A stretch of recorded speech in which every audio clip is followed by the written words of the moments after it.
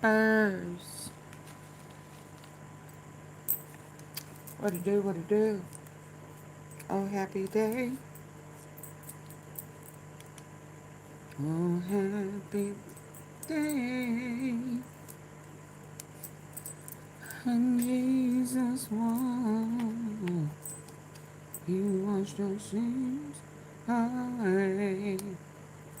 What it do, what it do? Like that. Let's do right. So listen. They've been voting and disagreeing and disappointing and about to be brought up, possibly brought up on charges. Hey, Janet. Hey, Cynthia. Oh, I'm sorry. I looked down and y'all came in. And, hey, Specs. You early. Huh? Sound like I'm going to have, 5 months. 5 months. 5 months. 5 months. Thank you, Janet. 5 months in. Hello, EMCB. How you doing? How you doing? So, I'm finding out that they done pointed the, this ICE, these modern day KK, KKKKK, KKK, KKK. Yeah, these modern day KKKKK folks, disguised as ICE, still covered though. I've been on fire. Thank you. Thank you. I think these are finna be fire too. Both of them today. But why am I hearing that they done pointed the gun, one of them, at the pastor? You tried to kill the man of God? I mean, I don't know if they really was, but he got a pastor by his name. You wouldn't let a doctor administer and I didn't quite think I liked when I heard, it just rubbed me the wrong way. Let me say it like that. When the doctor said, let me go, I'm a doctor, let me try to get a pulse, or, let me do what I'm supposed to do and render aid. I'm a doctor. And they said no. What word did he say? He didn't say staff. He said we have our own doctor on the scene. What? Where was he? And why do you have a doctor on the scene? So I didn't know how to take that. I didn't know how to take it. I didn't know if they just roll with a doctor because they already know that some shit was going to pop off. Or was it staged?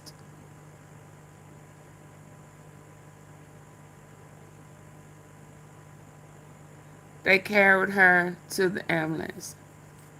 So they did not have a doctor on the scene. So another lie. I have a problem with that. Now, you telling me that there was a pastor there to pray? Let us pray. Let me, just whatever. And you pointed a gun at the pastor? I mean, it's at an all-time low. And I'm not going to say that all of this, because ICE, I think there was always a plan to take over. But then on the flip side, you have to say it's gotten to this degree because you scared of them Epstein files.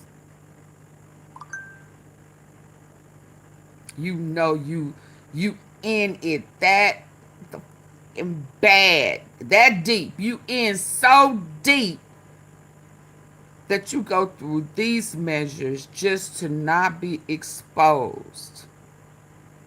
Your ass should have been in prison. And see, if they'd have put his ass in prison when he was found guilty 34 times, what's going on right now wouldn't be happening. Hey, Mr. Way. Don't nobody want to say that. They don't want to touch them 34 convictions. I just don't understand how that's not a topic of conversation. How the political people, how the Democrats. I mean, he should. Why are they not bringing that up?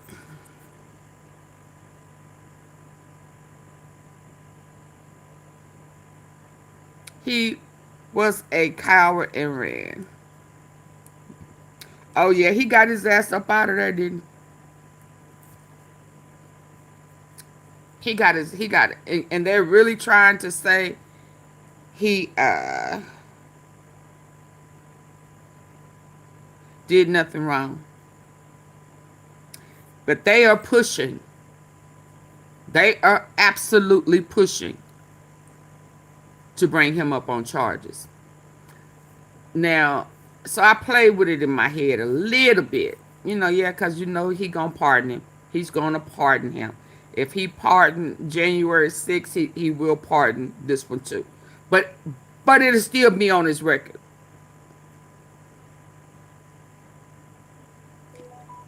It'll still be on his record. And once Trump is out of office, it'll probably mean more. If they can get away with this, whether they get away with it or not, we in deep trouble. We are in deep trouble. And I wish I had could send a toilet kite to China. Oh yeah, let me show y'all this. I wish I could send a toilet kite to China. Be like, look here. Hold up. You know how we do. Hold up. Man, look. Now, we know you got... Oh, that's too close and personal. We know you... I wanted y'all to see... Where is that black? His eyes sure look black. That's too big. Which one did I have up yesterday? You can see... Them eyes wasn't blue. They was black. Ain't they black right here? Black as hell. That's the devil. But I want to send China, that China man, a kite. Can I send him a kite and say, you're going to do what you do, but can you do it by sending it directly to him? Because we don't have nothing to do with it. And taking us out, he wouldn't give two shits. So he not going to learn a lesson blowing us up. You got to get him or his family.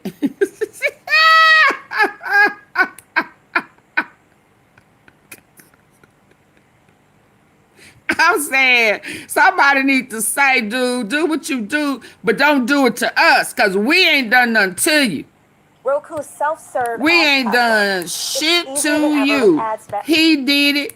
He did it all by himself. Yeah, he did it all by himself. So y'all missiles and shit so damn big, you need to send it return to, if he not there, make that thing return back unto you. Don't blow us up and we ain't have shit to do with that. We do not want your oil. We was doing just fine. Because they say he finna get it. Hold on, what is this? Let me show you. Why the feds want... I need that. I got so much stuff sitting up here, y'all. Hackers, Rothschilds. Brian Harpo. I got so much stuff just sitting here. But I need to show y'all something. Heavy rain. That's how I sleep. What is this? Auntie P, you got too much stuff. You got too much stuff pulled up. Okay, I can use that. Yeah, I want to tell old China man. Don't do that to us. We ain't done nothing to you. In order for him to learn his lesson, you got to send it to him or his family. I got another funny.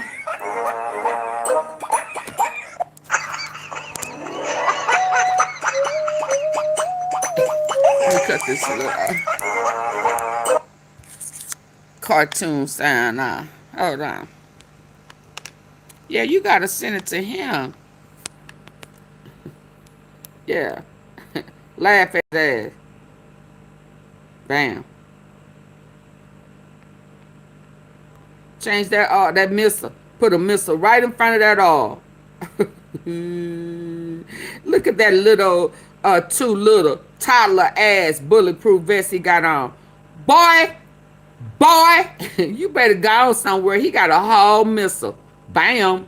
What the hell? I said, sir, Ying Chong Hung, you don't do that to us. We ain't had nothing to do with that.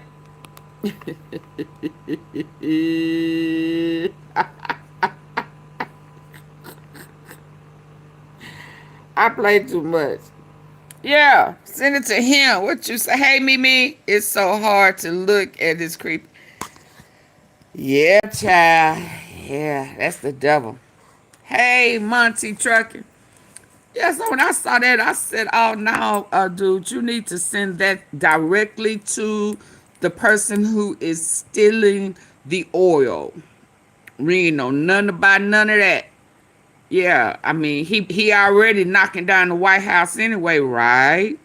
Yeah, I'm like, let me negotiate this, y'all. Let me negotiate this for us. Shit, they want to rebuild it anyway.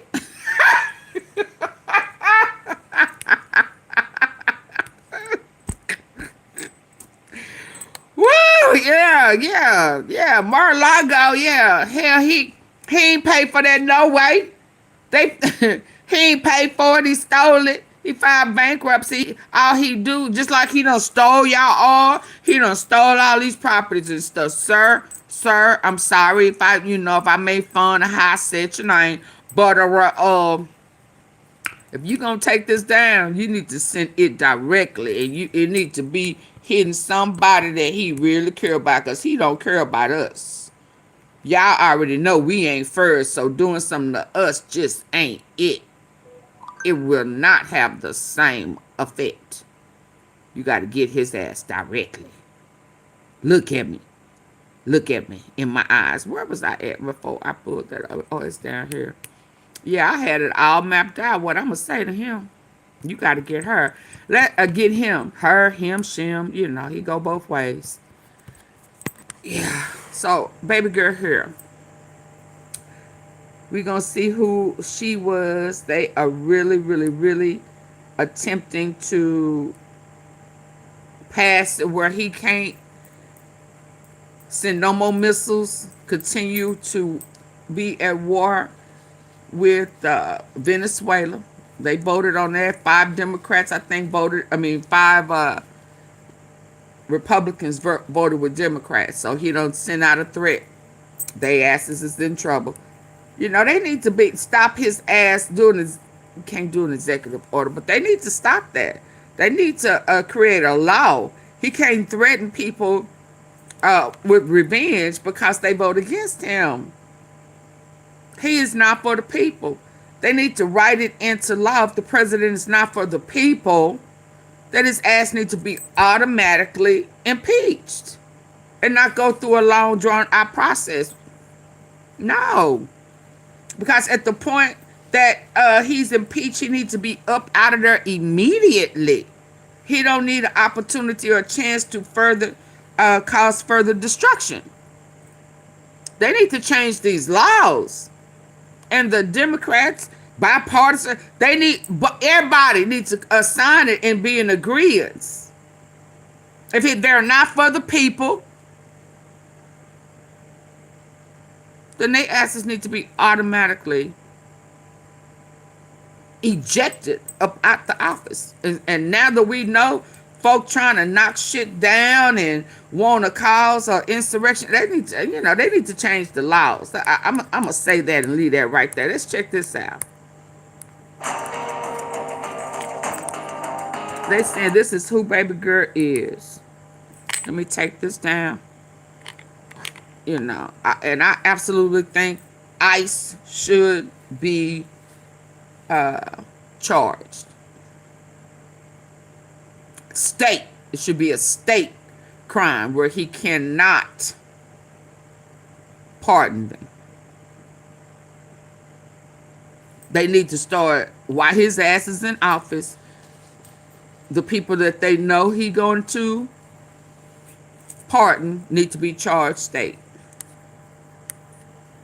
Where he don't have pardoning power.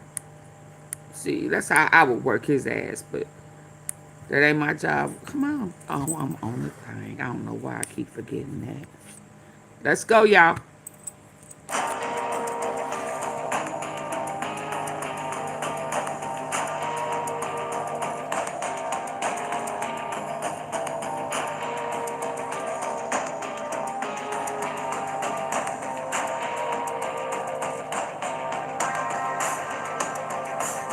I don't know.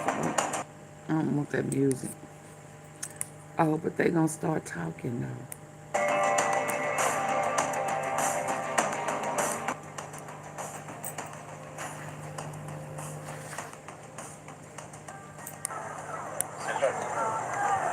How do you feel about that? Fuck you. What you looking over there for? And I don't even know if that's true. I don't believe shit they do. I don't believe nothing they do. I think stuff be staged. How do you feel about that? So is she in the ambulance or are they over there pushing? Fuck you.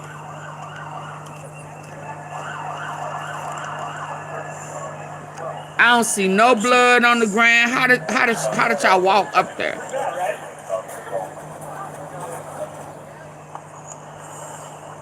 We done, right? Man, this is crazy as shit. You're not them, you wear your fucking mask. Fuck you. Get the fuck out of Minnesota. Fuck home. Go the fuck home. Go the fuck home. Go the fuck home. They said these people was following them around town. Following their asses around town.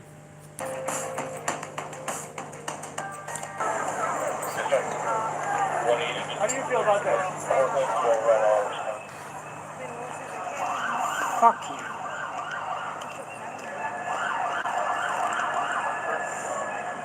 But how long did it take them to get there? It was a real doctor was on the scene.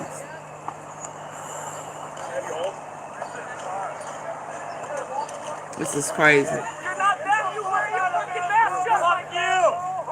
Get the fuck out of Minnesota. Fuck home. Go the fuck home. Go the fuck home. Go the fuck home.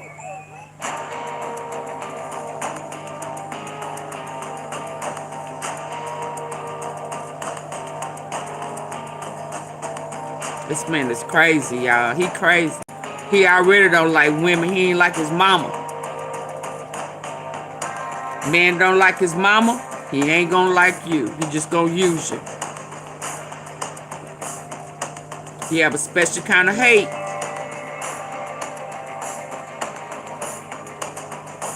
Special kind of hate. And when he said that he don't think that there's nothing he can do to make it into heaven, he wasn't lying. The devil already know, don't he? Don't he already know?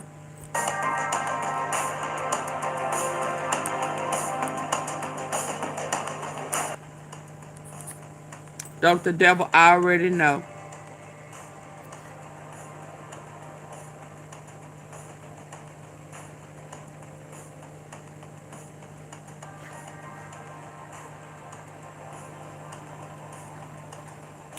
What?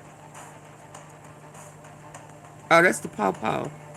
Y'all better stop coming in them unmarked cars and shit and putting the lights on way too late. Your scary ass.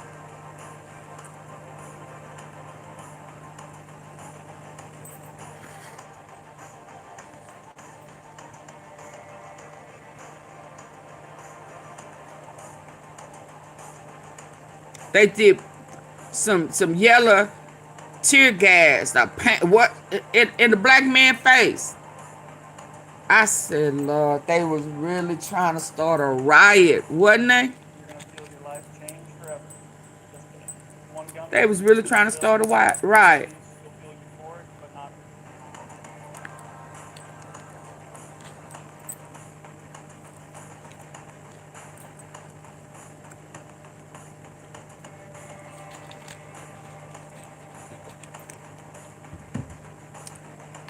Yep, that's what they was trying to do.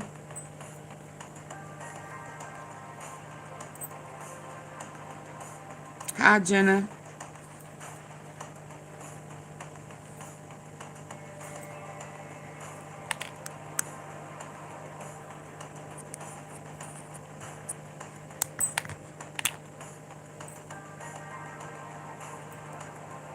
Man, this is the craziest shit ever.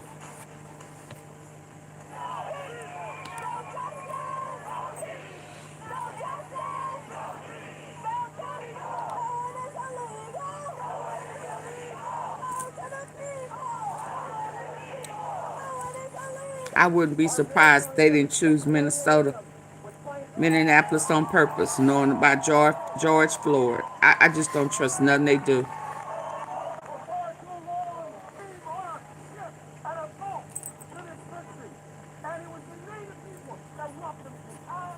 It was the what people? Hold on. Can y'all hear?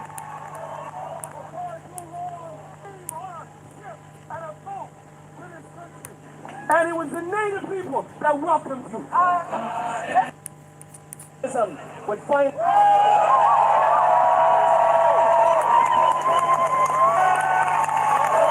for far too long came on a ship and a boat to this country.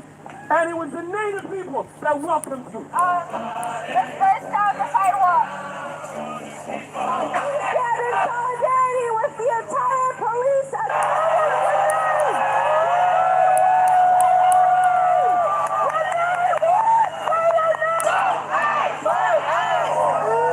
To be an agent, ICE officer, whatever, to be arrested.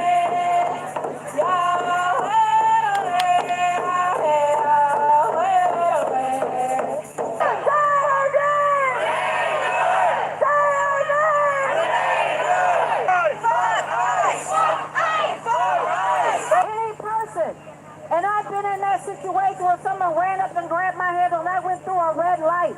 Anyone. I have a message for everyone who looks like me. A son or daughter. There we go. We're gonna pass for the speakers. Get there. You got it. Right. Am I supposed to keep hearing anything, Ivy?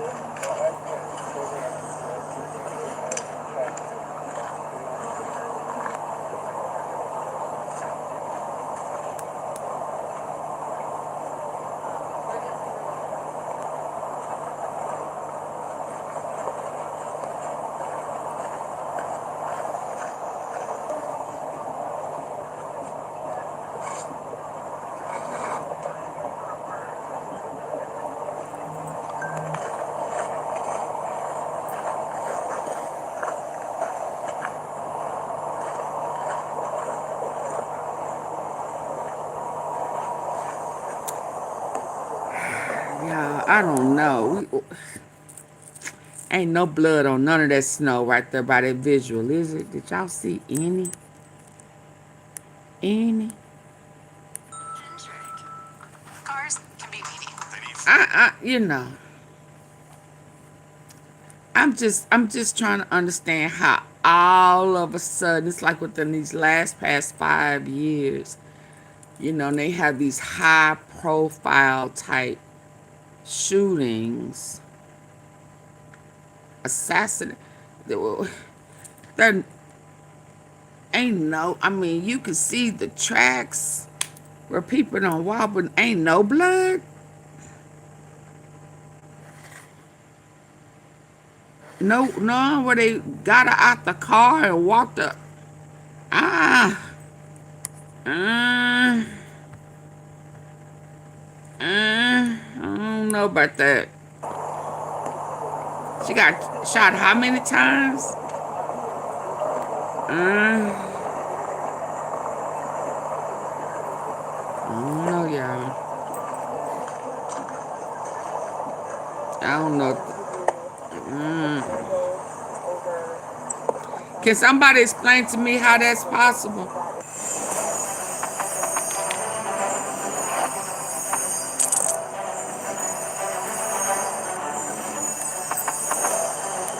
Can somebody explain to me how that is possible? We didn't see none on Charlie Kirk. Every time Trump is involved in any shape, form, or fashion, it becomes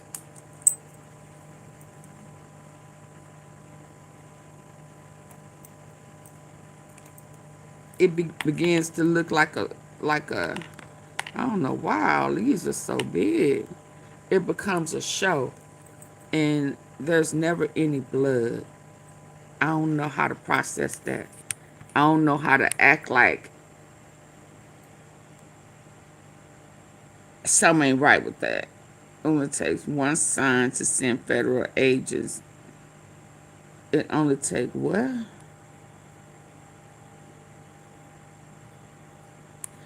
Let me get here.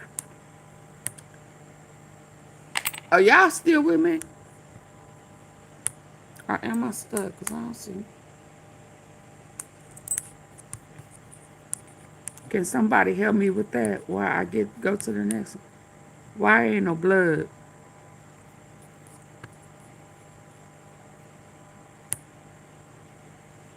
A local Minneapolis pastor was among the protesters following yesterday's shooting. He was in the neighborhood where the shooting happened and has worked there for years.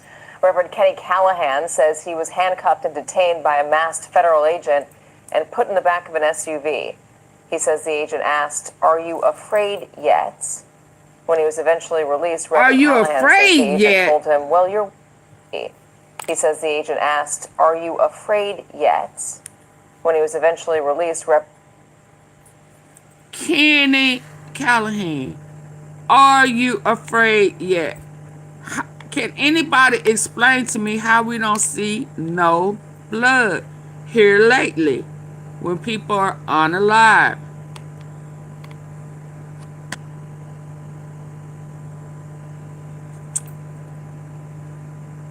Are you afraid yet? This is some crazy SHIT, y'all. I ain't never heard of such. Are you afraid yet? Wow. So this was to put fear in people. Are you afraid yet? And it went, when he was eventually released, turned Reverend deadly. Callahan says I approached her, and we were at that point chanting, "We are not afraid, we are not afraid, go." Agent and put in the back of an SUV. He says the agent asked, "Are you afraid yet?" When he was eventually released, Reverend Callahan says the agent told him, "Well, you're white, and it wouldn't be any fun." Wow! Me now. Reverend, thank you for joining us. Reverend, I hope you ain't lying. Allegations. Tell me about what happened. Reverend. So as I arrived at church, Reverend Dr. Deacon, I hope you ain't lying. I hope you are not lying. I hope you're not just making shit up. Please don't do that for shock value. That's just not something that you need to do right about now.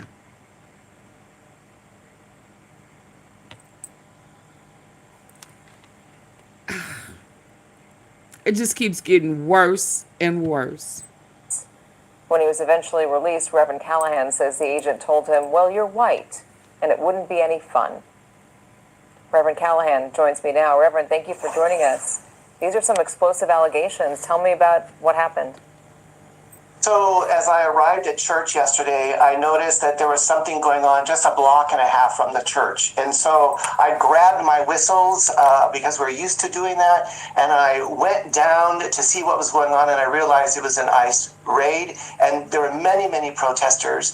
So I joined the protesting, and before I knew it, I saw ICE agents circling a young woman who appeared to be Hispanic. And so I approached her, and we were at that point chanting, "We are not afraid, we are not afraid, go out of our state, we are not afraid." And I said to this ICE agent, "Take me, stop harassing her, take me." The agent came, got in my face, pointed a gun at me, and said, "Are you afraid now?" To which I said, "I am not afraid." The next thing I knew, they were putting handcuffs on me, and they put me in the back of an SUV. They came back 3 times, and they asked Okay, me but if when he said He says the it agent wouldn't be asked, any "Are you fun. afraid yet?" When he was eventually released, Reverend Callahan says the agent told him, "Well, you're white, and it wouldn't be any fun." Reverend Callahan joins me now. Reverend, thank you for joining us. These are some explosive allegations. Tell me about what happened.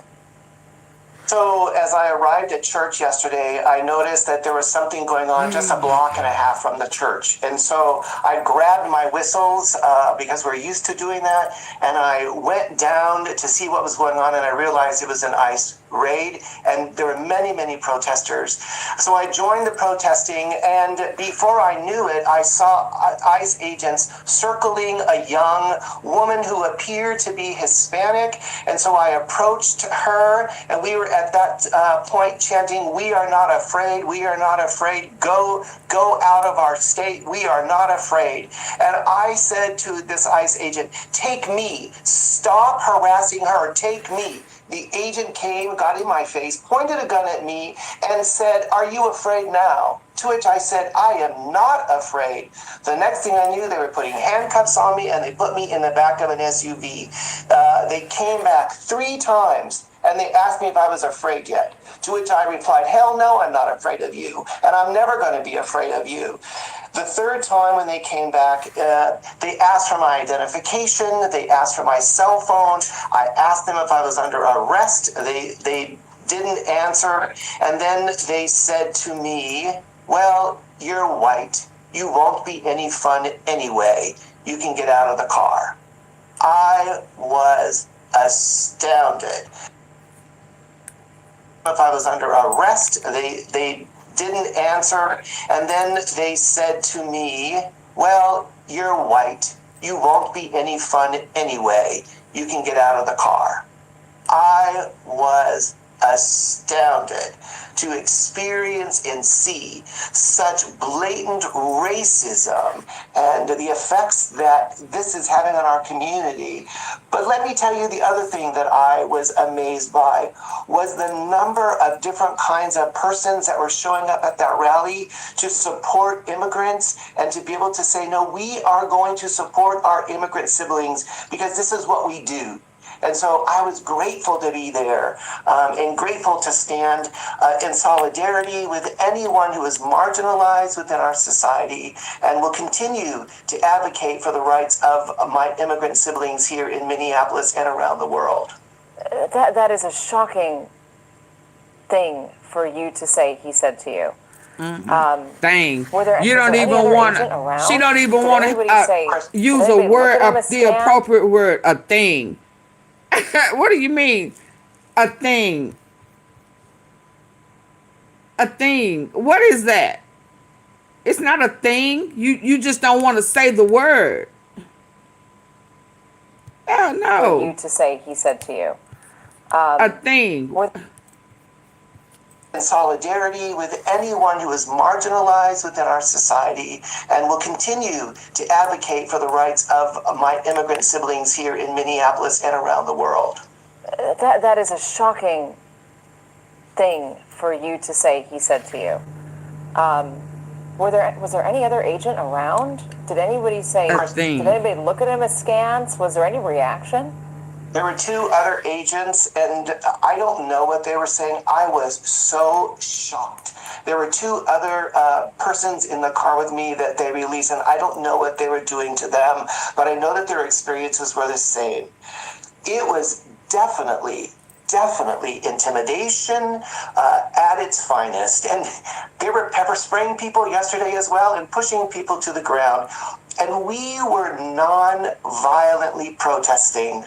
We were simply supporting our immigrant siblings and our neighbors that are being attacked by these ICE agents. Was there any talk about the woman who was shot? I mean, when the ICE agent said, "Are you afraid yet?" What did you understand him to be implying? What was he saying to you? Why would you be afraid? What was he talking about? So the shooting had already happened, and at that point, it was like a wave of outrage coming from the protesters and the observers. So it was that energy coming from that reality of the shooting. We heard that somebody had been shot and killed, seeing this immigrant woman being harassed. And I don't know what happened to me. In my world, I say God empowered me to speak up for somebody at that moment and gave me the strength to be able to do so. But there was no talk from the ICE agents of anything but pushing people around and acting out of power and control. Complete intimidation. And the crowd was outraged and got louder and louder and louder. Reverend Callahan, thank you for joining us. Thank you very much. I appreciate it. I don't know how to. A thing.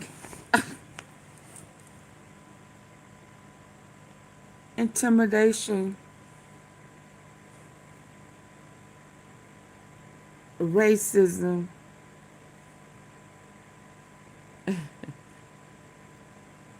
It's not a thing. But okay. A thing.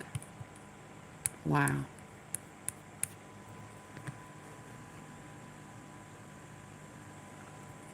Wow. This is just mad crazy, y'all. This is just some of the worst stuff I done seen, I'm telling you, in my lifespan. But hold on.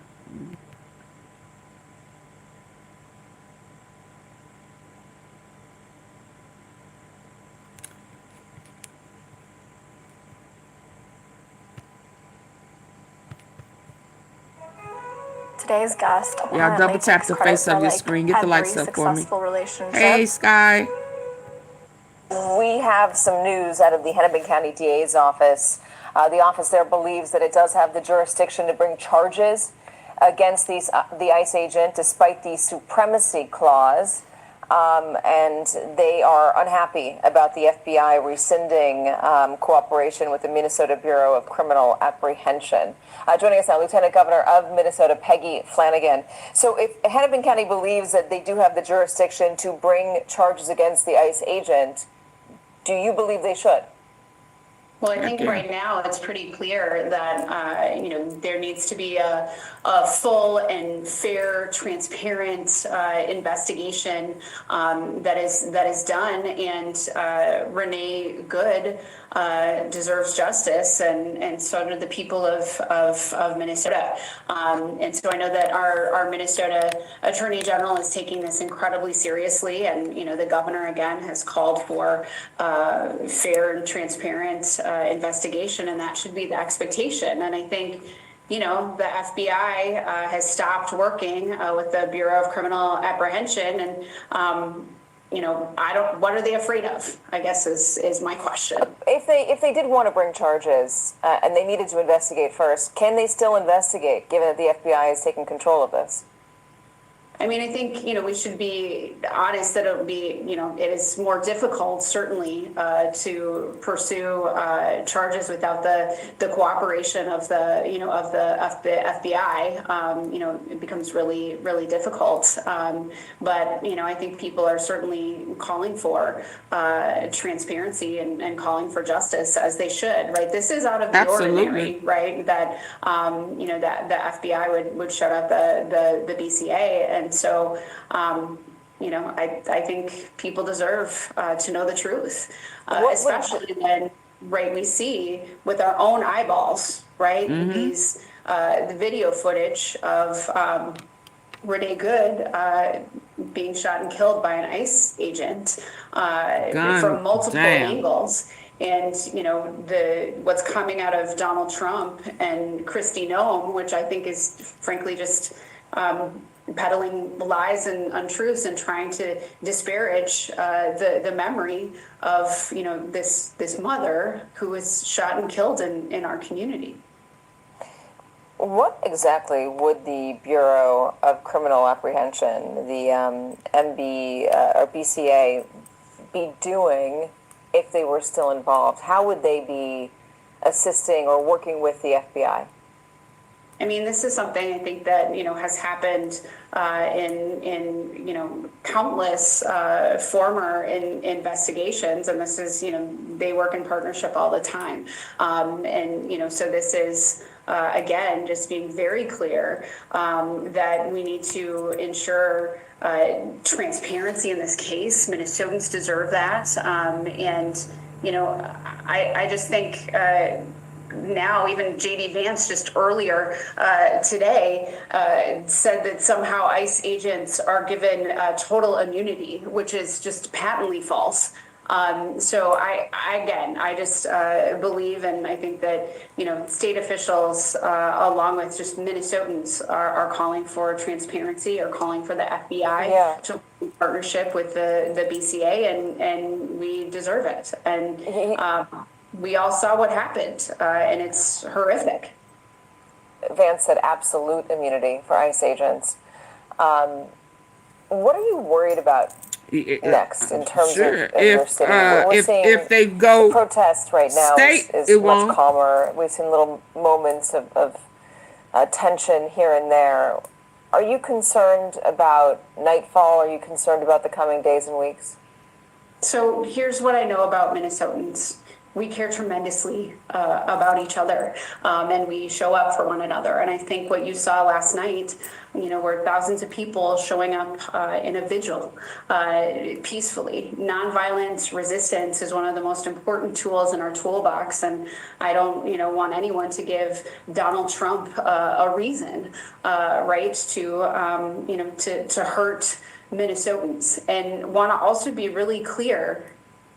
What I was most worried about has already occurred, right? These ICE agents, right, who are here under the guise somehow of safety, have done nothing but make us less safe, right? They are detaining American citizens, throwing people into the backs of vans, arresting legal observers and, innocent bystanders. And just yesterday, we're arresting staff on school grounds and deploying chemical agents around children. So we are already less safe. And, a woman lost her life at the hands, right, of an ICE agent. And so what worries me is just the chaos and fear that these ICE agents are stoking in our communities, making us less safe. Thousands of these agents now in our community. And Minnesotans are going to do what we do. We are going to show up. We are going to peacefully protest. We are going to express our deep sadness and lament and our anger. And we are going to demand that there is a full and transparent investigation, because Renee Good deserves justice, and this should not happen to anyone else ever. And that should also be the goal, frankly, of the federal government. And boy, do I wish they would be honest and good partners with us in that. Oh, no. Honest. Get weight loss treatment through hers for one affordable upfront price. Absolutely not. They don't know how to do that. ICE says, and the administration says, that they have the authority to do these operations. They have the authority to remove people. And what's stopping them from doing it easily, peacefully, are these observers, are the people who are getting in their way? What is your response to that? My response to that is that is absolutely our legal right. And thank God.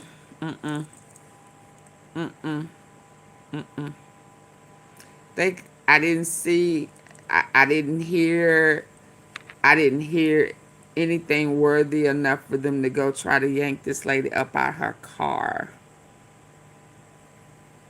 And then for the other ICE agent to get on the side of, get in front of, because he was all the way in the back end of the car.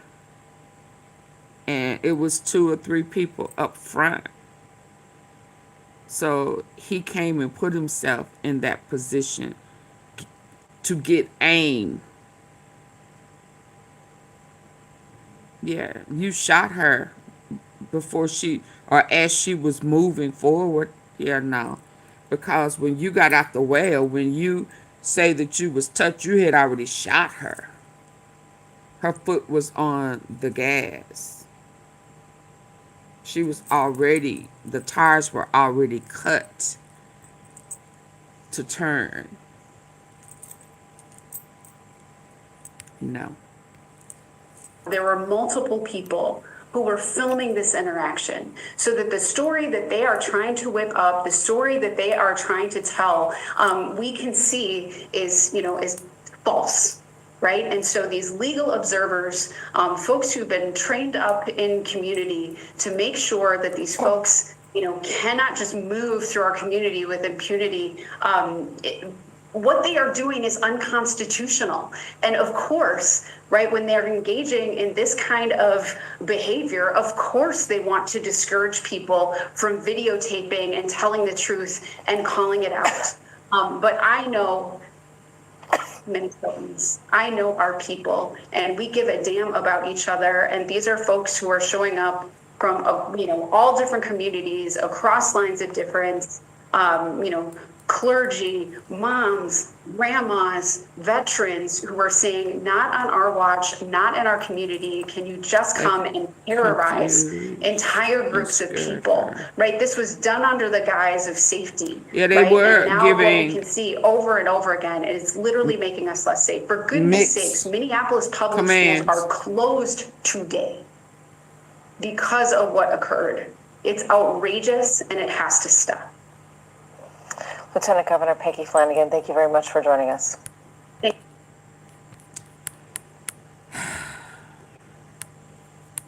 And the scariest part about it is that what we know as far as our rights, what we think we have rights to right now, we really don't. And especially when he has given them permission to take you out. And it's like, we don't know nothing about that. We the people don't know nothing about, we don't have rights. Or he not following the Constitution. So that's my constitutional right. From a man who is challenging the Constitution? What that mean to him? I mean, really, what does that mean to him? He don't follow the law, which makes no sense as to why anybody, the people, will be okay with him, still making excuses for him.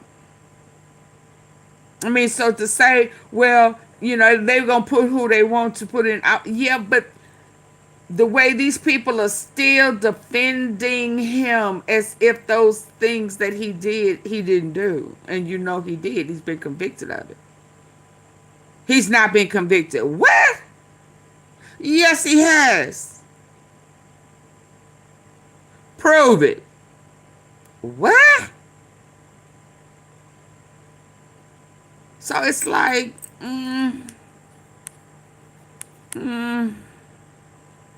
they just the same way they did Maduro is how they need to do him.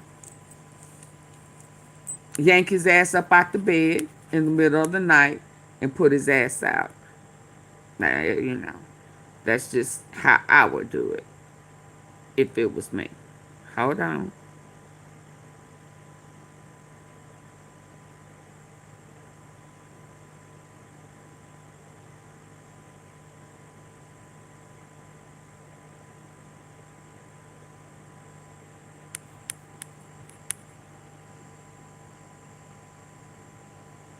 Okay.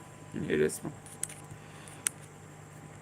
Back against these extrajudicial efforts at the hands of ICE. Hold on. Let me start it over. I'm joined now by Congressman Dan Goldman. Thanks so much for joining me. Thanks for having me, Brian. So I want to start with a little bit of breaking news right here. We have all seen the Trump situation doesn't know unfolding how in to Minneapolis, read. where an ICE officer executed an American citizen. So first and foremost, can I have your reaction to this kind of major update at the hands of an increasingly rogue, lawless agency? Yeah, it is so Whoa. upsetting. It is infuriating, and it is sadly not surprising. It was just a matter of time until something like this happened. ICE officers are going around the country causing chaos, inciting violence, inflaming tensions, using far excessive force, and frankly just trying to create fear and havoc in communities, while not going after the worst of the worst that they promised they were going to try to deport. They're also, Brian, and this is something I don't think has gotten enough attention, with the absurd amount of money that the big ugly bill gave to ICE, they are hiring with $50,000 bonuses at an incredibly fast rate. They are bypassing normal training standards and requirements and sending people out to do this work who are not trained, not qualified, Not and trained not or experienced. qualified. And it was just a matter of time until this happened. I'm actually surprised it has taken this long, but it is a real wake-up call to the department. Should be, let's put it this way, it should be a real wake-up call to Kristi Noem, the Department of Homeland Security, and Stephen Miller, who's clearly the driver behind all of this immigration policy. And unfortunately, what we've seen from them in response is the exact opposite. Can you talk a little bit about what you've done in terms of pushing back against these extrajudicial efforts at the hands of ICE? Yeah, we've been really devoting a tremendous amount of time to this. My district office in Manhattan is across the street from 26 Federal Plaza, which is where most of the immigration courts are in New York City, and where the detention facility is that ICE has been using to keep the large number of detainees that they've been picking up, the vast majority of whom have no criminal history at all, arrest or conviction, and many are following legal pathways to come to this country and are therefore being illegally removed. So we've taken a number of different measures from the macro to the micro. On the macro level, I've introduced several bills, one that would unmask ICE agents, one that would prevent them from arresting immigrants who are going to court for court appearances or going to ICE for immigration check-ins, as they are required to do by law, where they're sabotaged and booby-trapped almost, and just grabbed from court. And I've also came up with a lawsuit that we recently won. 11 of my colleagues and I filed a lawsuit against the DHS to allow us to conduct oversight of these immigration detention facilities. The one in my district at 26 Federal Plaza had already been ruled to be inhumane and unconstitutional by a judge. And we saw some video of 100 people in a very small space, staying there for 2-3 weeks, no showers, toilets just in the middle of these large rooms where they're staying, horrific conditions. We won that lawsuit, and I've been able to now go do oversight of that facility, and surprise, surprise, knowing that I may be coming, and I've both advised them I'm coming once, and I've come unannounced another time. The conditions are very different. It's spick and span, which is good. That's the point of oversight. And then finally, we've really set up a on-the-ground triage center in my district office, where advocates, court watchers immediately bring families of loved ones who have been detained and arrested And they bring them over, and we've got a whole process where we make sure that the family is okay, that they're going to have food, health care, shelter if they need it. We refer them to lawyers who can file habeas petitions very quickly, and Trump we is the get them to sign ringleader. the release so that we can advocate Yeah, for them organized with crime. ICE if they don't have their possessions or otherwise.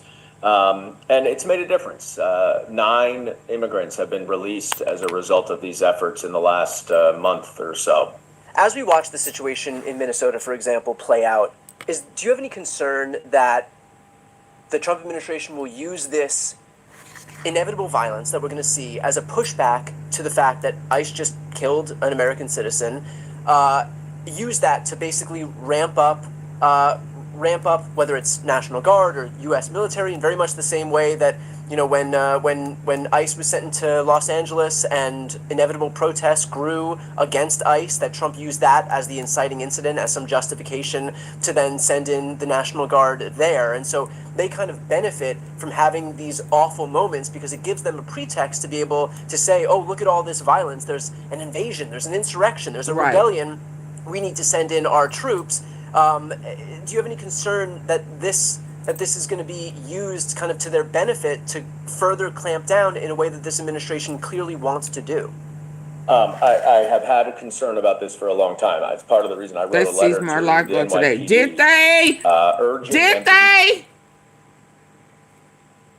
Oh, hold up, because I know they said that he had some bad things in court, but I thought it was pertaining to. Hold up. Where you hear that at, Money Trucking? Monty? Let me. Hold on, because oh boy has some stuff about them Epstein files too. Hold on.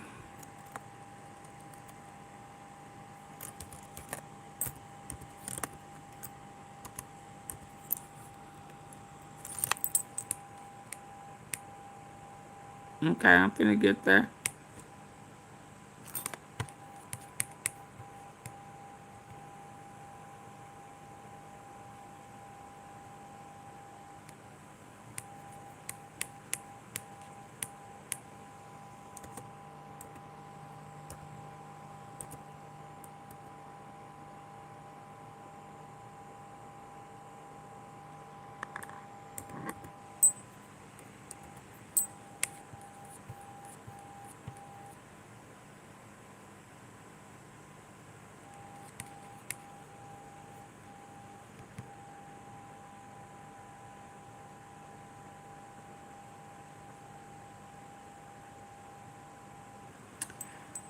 Fast track.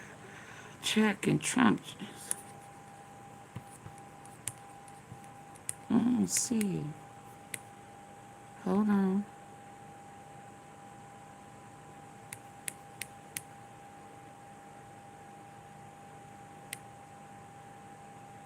Trump says the U.S. will run Venezuela. Senate announced resolution to limit it. I knew about the limited. Let me see if I don't see where they seized it. Hold on.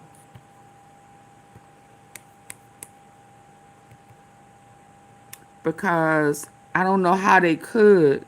I know because that's, yeah, but that property was, the properties were in New York. And Mar-a-Lago's in Florida. But let me see. And welcome in here to Live Now from Fox. The Senate has passed a test vote on a war powers resolution that would block U.S. forces in Venezuela. This happening moments ago here, and I wanted to share this on your screen. This is from reporter Tammy Mondo saying the Senate passed that war power resolution to rein in President Trump's military authority in Venezuela. That vote 52 to 47. 5 Republicans voting in favor, and going on to list the names there: Paul, Collins, Murkowski, Hawley, and Young. Now, we do have other lawmaker reaction coming in here. This is from Ruben Gallego, saying the Senate is passing a resolution to block Trump's unauthorized war in Venezuela. The Senate has made it clear we will not send are young men and women off to war to line the pockets Federal of big judge oil. disqualified U.S. Continuing with attorney. our lawmaker reaction here, I do believe we have some more coming in. The This hold one on, from I'm still Senator Patty looking. Murray saying the Senate just passed a bill to prevent war with Venezuela. Don't let anyone tell you this is just symbolic. We will keep pushing until it passes the House, and then we push to pass it with a veto-proof majority. No war, no occupation. So once again, Senate passing this test vote here. And I do want to take you out live right now to the Capitol in Washington, D.C. to just share a bit more. If you are just tuning into this breaking news on Live now from Fox, the Senate just moments ago held a test vote and advanced a bipartisan resolution that would limit President Trump's ability to conduct further attacks against Venezuela.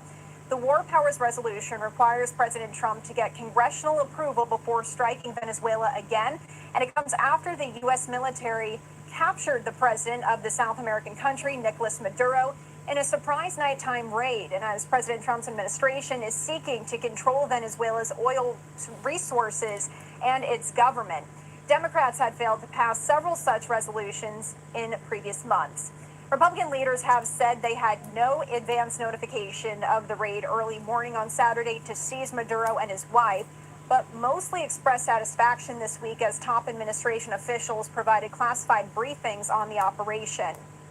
Now, President Trump predicted that U.S. involvement with Venezuela could be a years-long venture rather than a short-term one.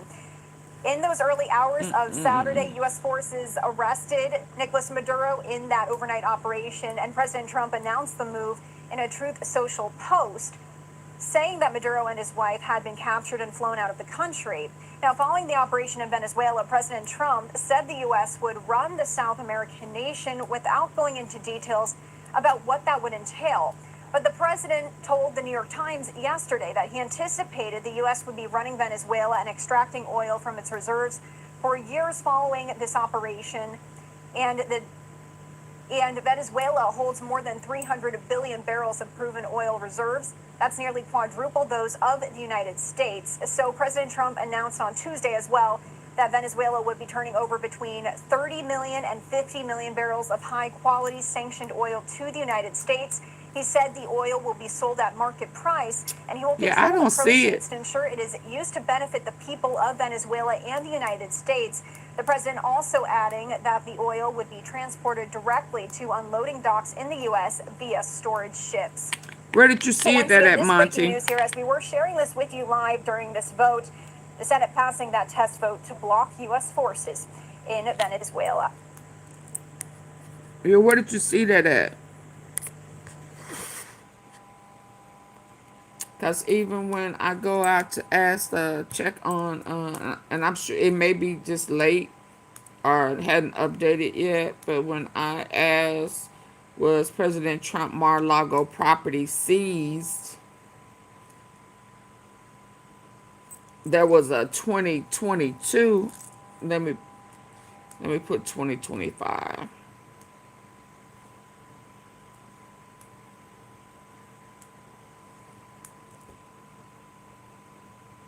No, President Donald Trump Mar-a-Lago property was not seized in 2025. Instead, 2026. Let me put 2026.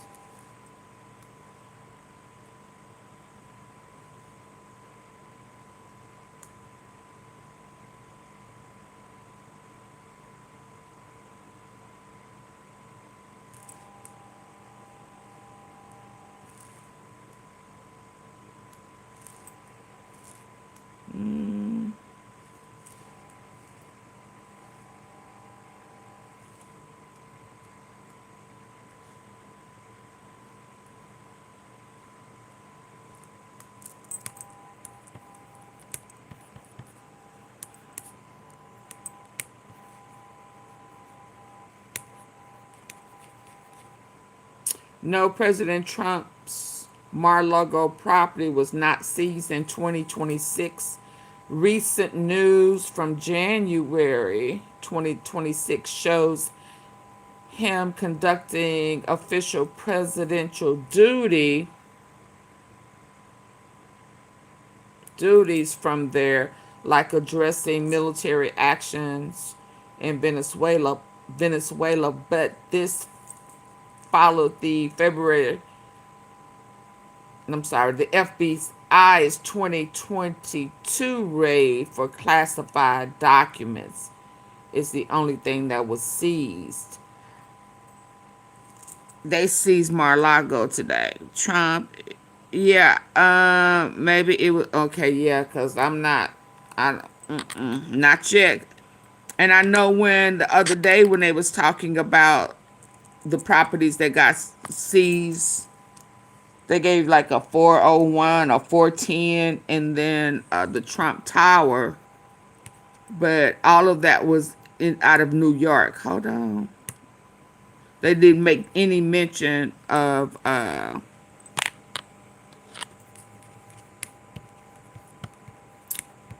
you stopped me in my tracks with that one. Let me get back.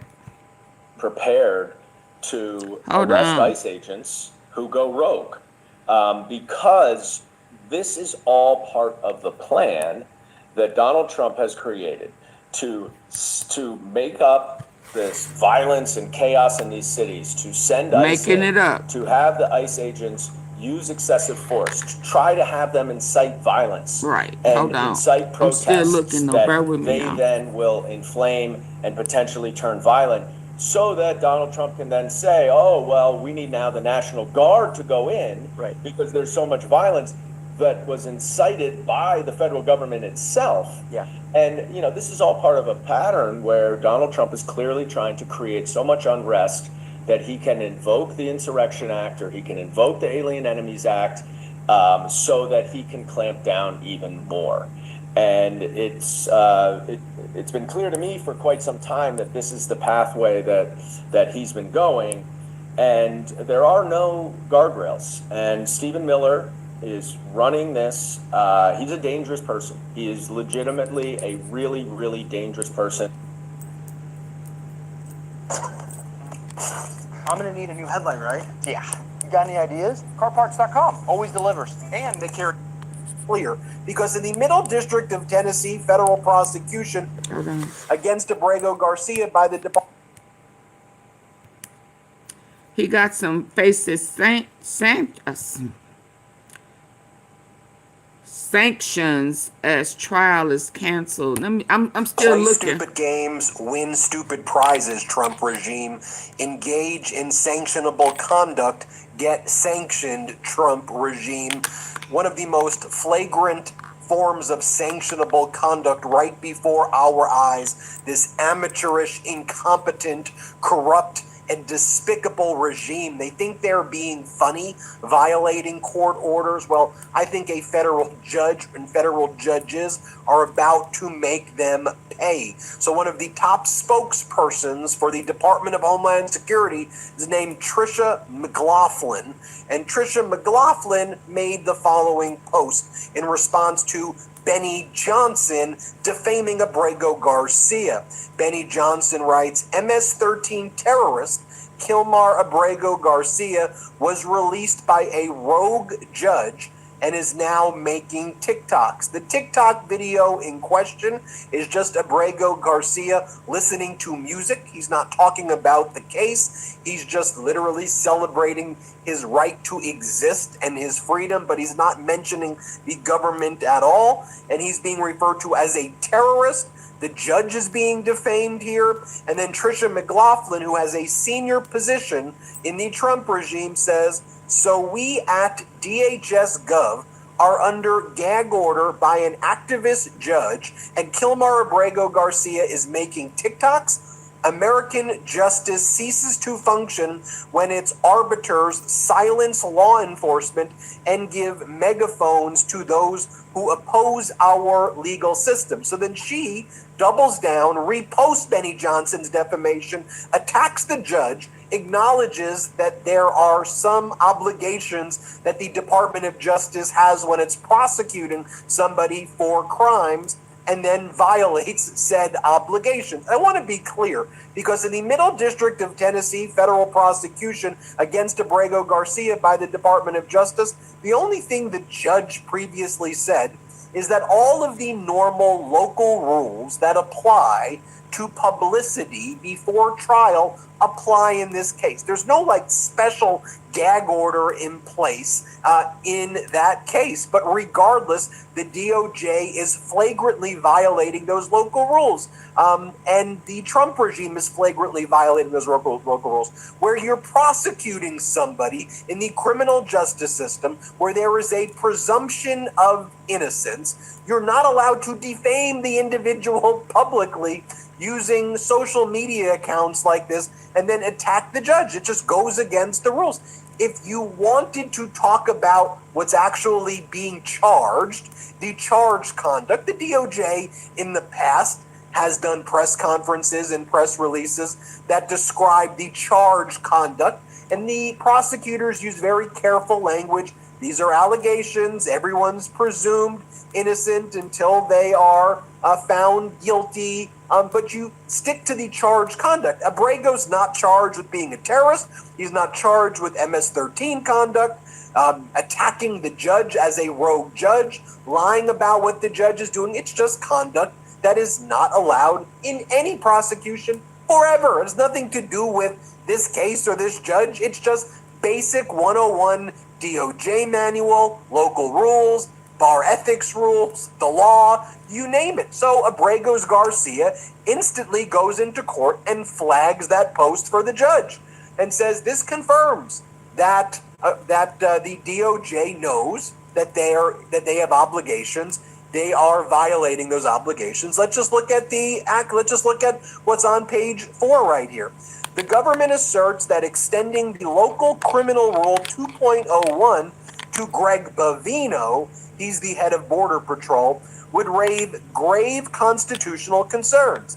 In this too, the government ignores that this court has already considered the government's First Amendment arguments with respect to statements made by the Secretary of Homeland Security and Attorney General, no less, before issuing its October 27th order.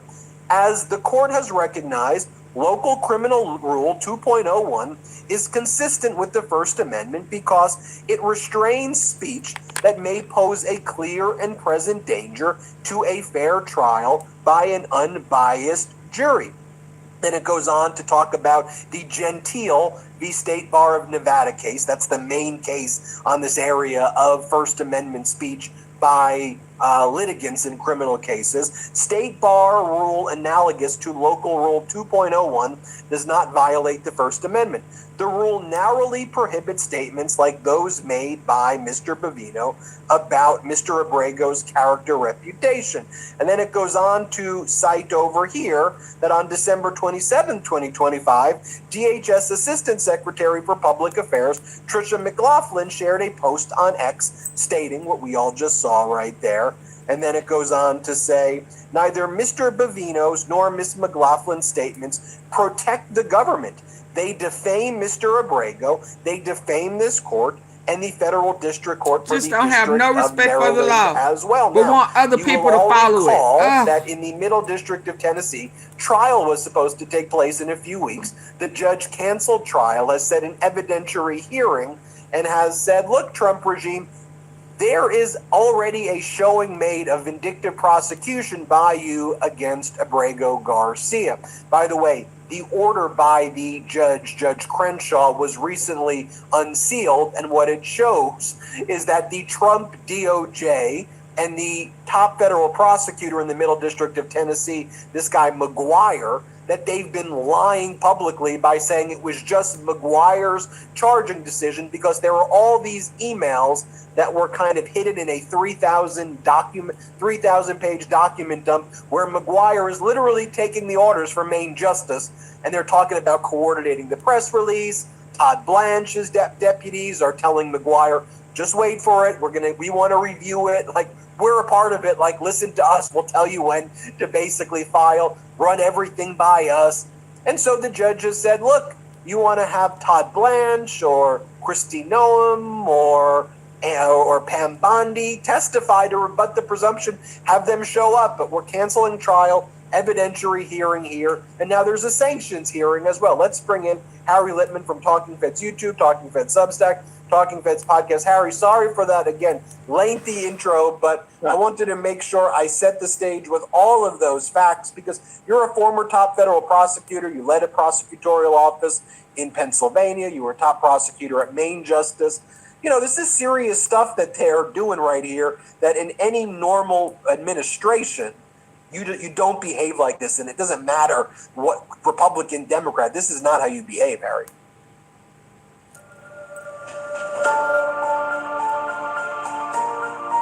I would agree.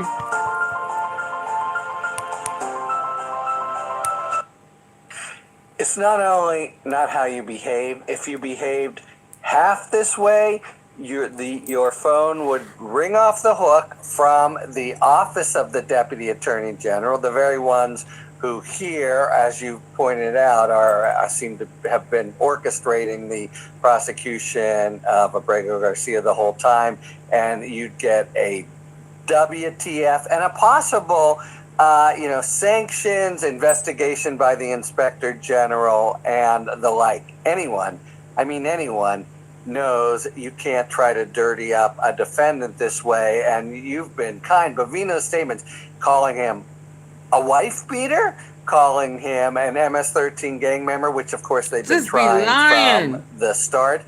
There are several rules, DOJ and state ethics, that bar it. Bovino's not even a lawyer, by the way, so their arguments that this sanction does apply because he's protected is just makes no sense.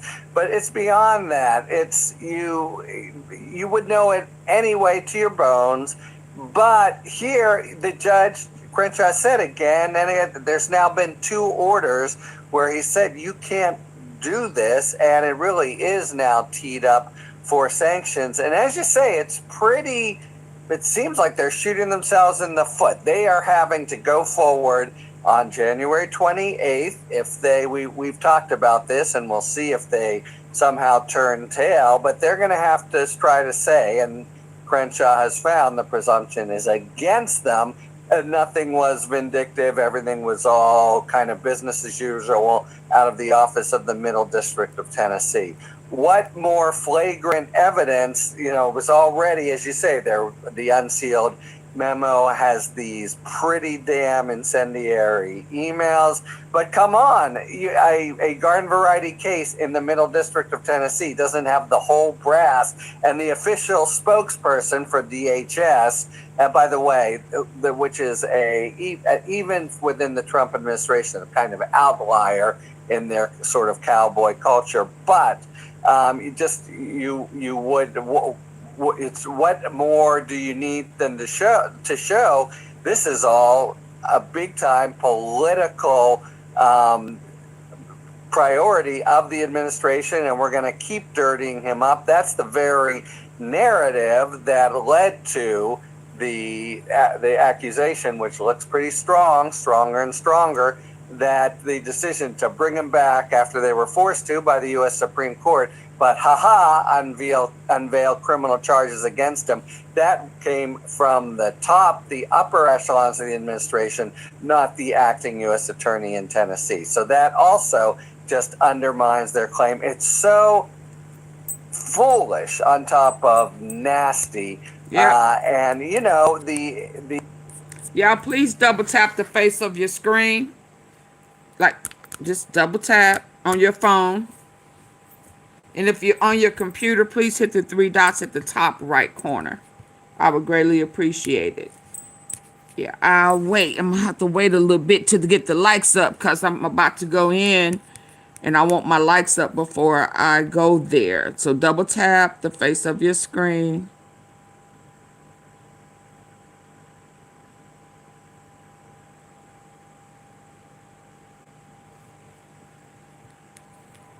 Double tap, double tap. That's if you're on your phone and you haven't already. But if you're on your computer, there are 3 dots at the top right corner. If you hit those 3 dots or click them, then it will take you straight to where you can hit the thumbs up.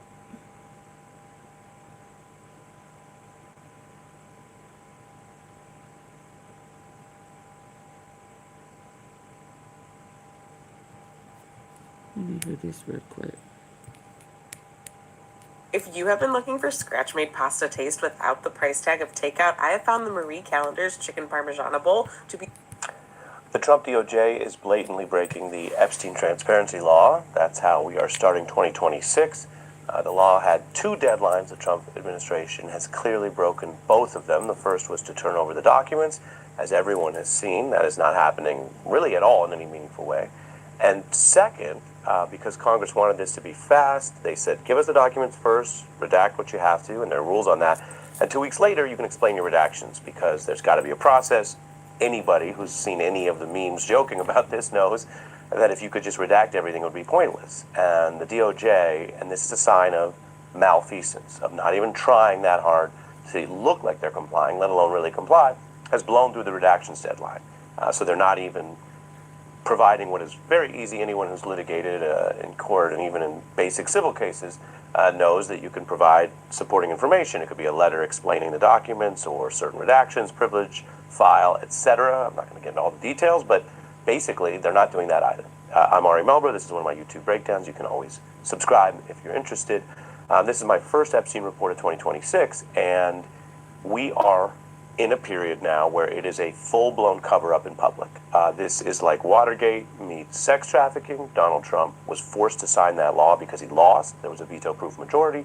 The Trump DOJ had already said or claimed that they had done a lot of this review. There may be new documents that come when you, of course, have a new federal law requiring materials, maybe a broader set of documents. But they'd said previously, when Pam Bondi was on defense, in writing that they'd done a big Epstein review. And now what they've trickled out basically looks like less than 1% by their own numbers. They are caught telling, blatant fabrications because Todd Blanche, who's clearly using a run-out-the-clock strategy, which is exactly what he did when he was Trump's defense lawyer facing Jack Smith. It's not, oh, we're right and can win on the facts or the substance. It's, oh, we'll play games and run out the clock, and we'll either deal with this later if we have to or not at all. And Blanche is now flipped from being a criminal defense attorney facing the DOJ at the DOJ. And so when people allege that the criminals are now running the operation or the bad guys are in charge or any of those things, Mr. Blanche, of course, is a lawyer and he can do his job there, but he certainly looks like he is involved in a cover-up. Whether it breaks criminal law is a separate question, but it's now established he's breaking the law that Congress passed, the Epstein Transparency Act. So that's a big deal to be the person in charge of this after Pam Bondi was sort of pushed aside, but both of them in violation, clearly, of this federal law, which was signed by the president they report to. That 1% number I mentioned is significant because clearly there was enough pressure that the DOJ under Trump in December didn't want to look like they were doing literally zero. So Blanche went on Fox and said, hey, we're starting, it's going to take time. And then they put out pictures. They put out material that they knew would get some press and make it look like, oh, here's something new. Bill Clinton in a hot tub, or Michael Jackson and others. And now that we see how little they put out, it's clear that there's other material just separate from the law. Just let's be practical. There's plenty of other material and documents that wouldn't be all that interesting or recent or have much to do with Donald Trump. And they didn't put any of that out either. What they focused on were some materials like FBI reports and other things, and I did a breakdown on some of that previously. And then photos that they obviously knew would get attention. And now, going into January, they're admitting there's millions more documents. They're basically trying to set up the slowest possible process. And then eventually, what Congress can do, of course, and the victims' advocates who've been so effective can be a part of this and put a spotlight on it, is take the DOJ to court. And that's happened in many cases that involve documents or transparency. One of the legal problems we're following, though, is if the Trump DOJ is dragging this out, then you're going to court and you're trying to get a ruling to make them do what they're slowly doing. And then if they violate that, you're trying to get sanctions. So you could see contempt or other things where people who work at the DOJ, who are effectively part of this cover-up now and violating the law, would face sanctions. You could be personally fined. You could even be incarcerated, although that usually comes as a last resort. Most judges don't leap to that. And then from there, you can imagine the case being appealed. If it was negative towards Trump, they could also still try to appeal it up to the Supreme Court, which could go fast or slow. We've seen them help Trump on other issues. So we're watching this cover-up in real time. it obviously makes the president look bad after he lost this whole battle in December, and it drags it into 2026 going into the midterms. And so the same questions that people had, and some of this stuff is technical if you want to talk about litigation rules, and some of it's obvious. The same thing people said initially. People were skeptical they'd get any information. They expected a cover-up. And it makes Trump look very guilty. We don't know what he's hiding exactly, although we do know he had already questionable interactions and relationship with this individual. So that, for many politicians, would just look bad, even before you get to the question of whether there was any legal violation. But what is it that Trump is willing to risk so much for, rather than get this done and over? Is there some smoking gun set of documents in there about things that people could imagine or other things? And he's willing to go into the midterms and have this drag on for months. 20%. Ultimately, this is a case where you have a legal process. I modded you up, which is, if you don't mind. what do you do when the government Just is in charge of in case something? I step Who away, it watches don't the appear. watchers? And this isn't the first time this has happened, of course. If it's okay, Specs, I modded you up. It looks like Janet is not here, and if I step away, can you keep your eye on it for me? And if you have to time somebody out, is that okay? Specs. Many, many cases throughout history where some cover-ups have worked and some have failed over time. And some cover-ups, like Watergate, ended up going so poorly that in hindsight, people who were on Nixon's side said, gosh, they should have found some other way to deal with this because it made it worse. So some cover-ups fail. I hope it This makes is it a little different worse. because there's such strong public interest and it's bipartisan. Some of the president's own supporters and former supporters want these documents.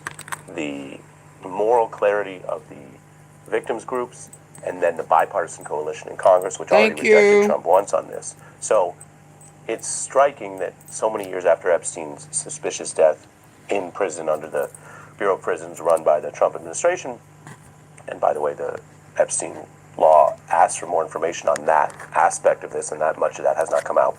But it's striking that this many years later, this is still a live issue. I mean, it got to be way more than what we even because of how it think. has been covered up, and partly because of the somewhat unusual coalitions and the public interest, and the internet has covered this more sometimes than traditional media initially, and we've seen then people react to that. And we live in a democracy, so what people care about and talk about, sooner or later, even in a democracy that sometimes seems broken, still matters. So this is a story we're watching into 2026. That's kind of the update. It's very important, I think, to be clear about the facts, to not take the cynicism and then reward them for it and say, oh, look, they weren't going to do it anyway. They've blown through the 2 deadlines. They've not meaningfully complied. The President of the United States. Let me get to this. Let's hear what Bill Bubba.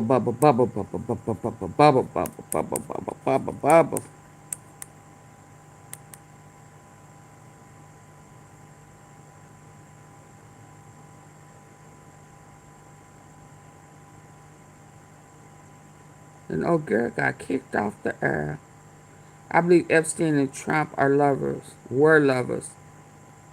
And their photos of them together. Now, I thought when I looked at that picture, oh, that was the picture with him and Bill Clinton. Abuse of power. I thought about them doing like that swing out, but after knowing that he done put his lips on Bubba, that pickle, and we done seen him on his knees, I can't wait for the pictures to come out. I wouldn't be surprised. You know, when you that freaky, I just don't believe that there's nothing off limits for you. Because it's like, you can never get enough. And if if they was taking some of them pills and you know, making them be extra, yeah, I wouldn't put it past them. Yeah, I just don't think that's the only pickle he done sucked. No, that ain't how that normally works. Where is it? Maybe I'm moving too fast. Slow down. Where is it at?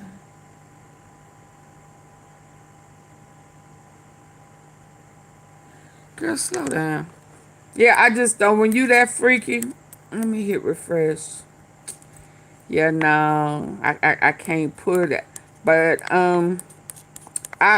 now what I thought, Monty, I thought what's that guy name? Wexner.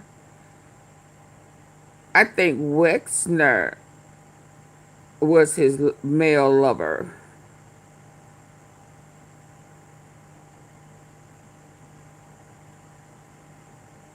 I know good and dang well they ain't took it down.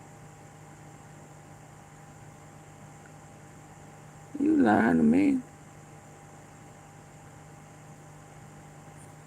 I know you lying.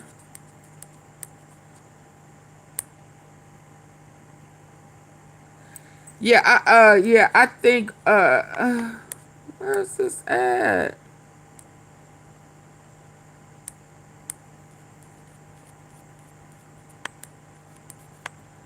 Yeah, I think that was his groomer. That's who gave him all the money. That's who put him in position. I think. Let's go before they take it down. It has been taken down.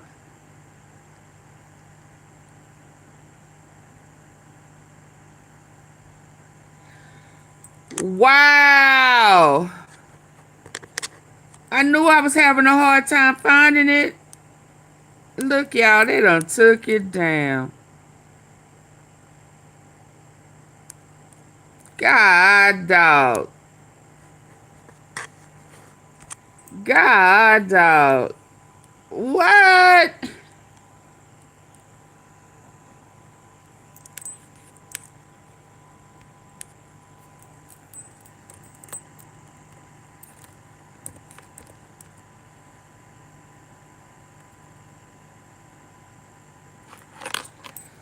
Wow. I wonder why.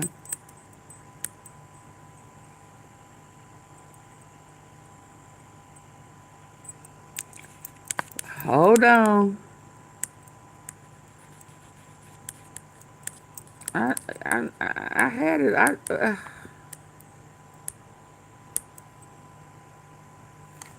You know, they just don't like for The tabs you open here they don't like are also here.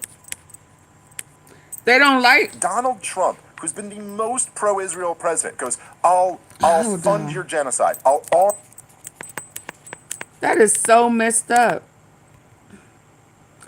It just don't like somebody do not like that former presidential opinions.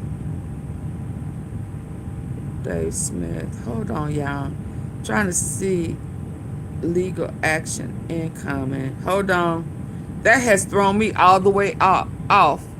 That is gone.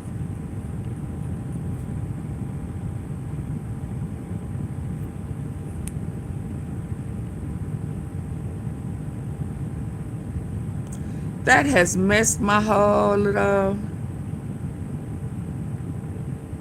Hold on.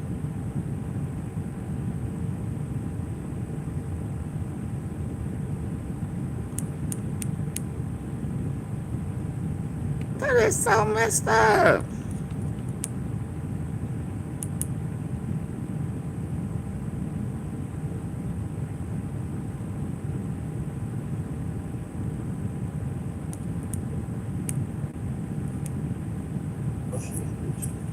The yeas are 52, the nays are 47. The motion is agreed to. The joint resolution will be placed on the calendar. In a massive rebuke against Donald Trump, the United States Senate, in a vote of 52 to 47, which you just saw there, voted to advance a war powers resolution aimed at restricting Donald Trump from taking further military action in Venezuela without explicit congressional authorization. You have Republican Senators Murkowski, Young, Paul, Collins, and Hawley joining with the Democrats in that 52 to 47 vote. The War Powers Resolution now advances, but Donald Trump is threatening to veto it, and he is saying that he has absolute power to launch invasions wherever he wants to in the Western Hemisphere. Now, as the Senate has essentially rebuked Donald Trump there, the Trump regime sources are telling Reuters and others that they plan to do a hostile takeover of Greenland by way of paying Greenlanders between $10,000 and $100,000 each if they support secession and they basically become traitorous and treasonous to Greenland and sell out their own country to the United States. This is an unprecedented, hostile, and I would even say an act of potential war at this point to engage in this type of economic coercion against the sovereignty of a country. Here's how it's being reported by Reuters. Trump administration considers paying Greenlanders to join U.S. U.S. officials are discussing offering Greenlanders $10,000 to $100,000 each to support secession from Denmark and U.S. affiliation, to say that they're now part of the U.S. So let me just get this straight. As the Trump regime is taking away health care from tens of millions of Americans, they are trying to subsidize oil companies to the tune of $100 billion in Venezuela. They've given $40 billion plus to Argentina. The United States is saying they want to, or Trump regime is saying they want to raise their military budget to $1.5 trillion, up from $900 billion, then up from $1 trillion that Trump announced via a social media post a few weeks back. And now they want to pay the people who live in Greenland $100,000 each to bribe them to become part of the United States. What the hell is going on here? The Reuters article goes on to explain that this plan is part of a broader White House deliberation, which also includes military options for an invasion if the people of Greenland do not accept the $10,000 or $100,000 checks. As we previously reported earlier this morning, France has been making plans with Germany and Denmark and others to prepare for a possible war against the United States if the United States invades Greenland. And folks, we're learning more about the identity of Renee Nicole Macklin Good. Incredible person she was. She was murdered by the Trump regime in South Minneapolis when the ICE Gestapo shot her in the face. NPR News has been doing an incredible job here. The woman killed by ICE agents, murdered by ICE agents, was a mother of three, a poet, and new to the city. And say her name, Renee Nicole Macklin Good. Here are some more new photos of her as well that we've seen. Some of these photos have not been released before. These are some newer photos. Let's talk about who she is. The woman shot and killed by a U.S. Immigration and Customs Enforcement officer in Minneapolis on Wednesday was Renee Nicole Macklin Good, a 37-year-old mother of three who had recently moved to Minnesota. What an incredible person she was. She was murdered by the Trump regime in South. Reported earlier this morning, France has been making plans with Germany and Denmark and others to prepare for a possible war against the United States if the United States invades Greenland. And folks, we're learning more about the identity of Renee Nicole Macklin Good, who she is, what an incredible person she was. She was murdered by the Trump regime in South Minneapolis when the ICE Gestapo shot her in the face. NPR News has been doing an incredible job here. The woman killed by ICE agents, murdered by ICE agents, was a mother of three, a poet, and new to the city. And say her name, Renee Nicole Macklin Good. Here are some more new photos of her as well that we've seen. Some of these photos have not been released before. These are some newer photos. Let's talk about who she is. The woman shot and killed by a U.S. Immigration and Customs Enforcement officer in Minneapolis on Wednesday was Renee Nicole Macklin Good, a 37-year-old mother of three who had recently moved to Minnesota. She was a U.S. citizen born in Colorado and appears to have never been charged with anything involving law enforcement beyond a traffic ticket. In social media accounts, Macklin Good described herself as a poet and writer writer and wife and mom. She said she was currently experiencing Minneapolis, displaying a pride flag emoji on her Instagram account. A profile picture posted to Pinterest shows her smiling and holding a young child against her cheek, along with posts about tattoos, hairstyles, and home decorating. Her ex-husband, who asked not to be named out of concern for the safety of their children, said Macklin Good had just dropped off her 6-year-old son at school on Wednesday and was driving home with her current partner when they encountered a group of ICE agents on a snowy street in Minneapolis, where they had moved last year from Kansas City, Missouri. Video taken by bystanders posted to social media then shows the officer approaching the car and shooting her in the face. I don't know what you're talking showed you that video before. We don't need to show you that video here. Now, the Trump regime is also engaged in a cover-up of the murder of Renee Nicole Macklin Good. They are refusing to allow Minneapolis to take any part of the investigation. This was from Kristi Noem, the Secretary of Homeland Security, earlier today, where she says that Minneapolis will not have any jurisdiction over the investigation of a murder by ICE, by Trump's Gestapo in Minneapolis. Here, let's play this clip. They have not been cut out. They don't have any jurisdiction in this investigation.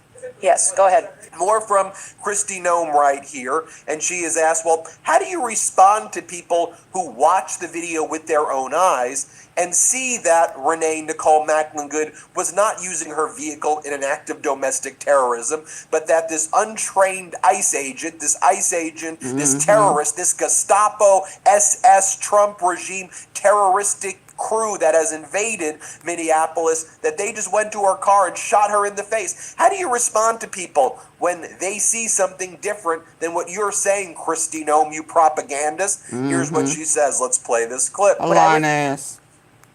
This vehicle was used to hit this officer. It was used as a weapon, and the officer feels as though his life was in jeopardy. It was used to perpetuate a violent act that this officer took action to protect himself and to protect his fellow law enforcement officers. So we'll let this continue to go forward and follow the same policies and procedures that every use of force situation does. But we've had almost over 100 times that these vehicles have been used to ram law enforcement officers and to do damage and to harm them. When you take an action and use a weapon talking about to what harm happened someone yesterday. and to incite violence against them and try to cause them injury or death, then it needs to be labeled exactly what it was. While everyone else is promising to hit the gym more in 2026, I'm focusing on something that will actually what you said it was ain't what it was. You lied. You're a liar. Or not eating, and he had such a blast decorating powder that's packed. You must go to Haya State Agency from website. Order asks, so the state investigation agency says they're being cut out. What's your response to cutting out the state agency from being able to investigate possible crimes by ICE? And Kristi Noem says, we're not letting them get anywhere near this. So the Trump regime covering up child sex trafficking rings, covering up war crimes off the coast of Venezuela, just covering up everything, covering up Donald Trump's medical records, covering up the murder of Renee Nicole Macklin Good. This is a regime of terrorists, a regime of cover-up, a regime of criming. Here, let's play this clip right here. Yes. Minutes ago, the head of Minnesota State Investigations Agency said that they had been cut out of the investigation into the fatal shooting in Minneapolis. She like that. Can you explain that reversal? I'd like to know where they've been and why they're not out on the streets investigating all of these people that are harassing and inciting violence on law enforcement officers right now.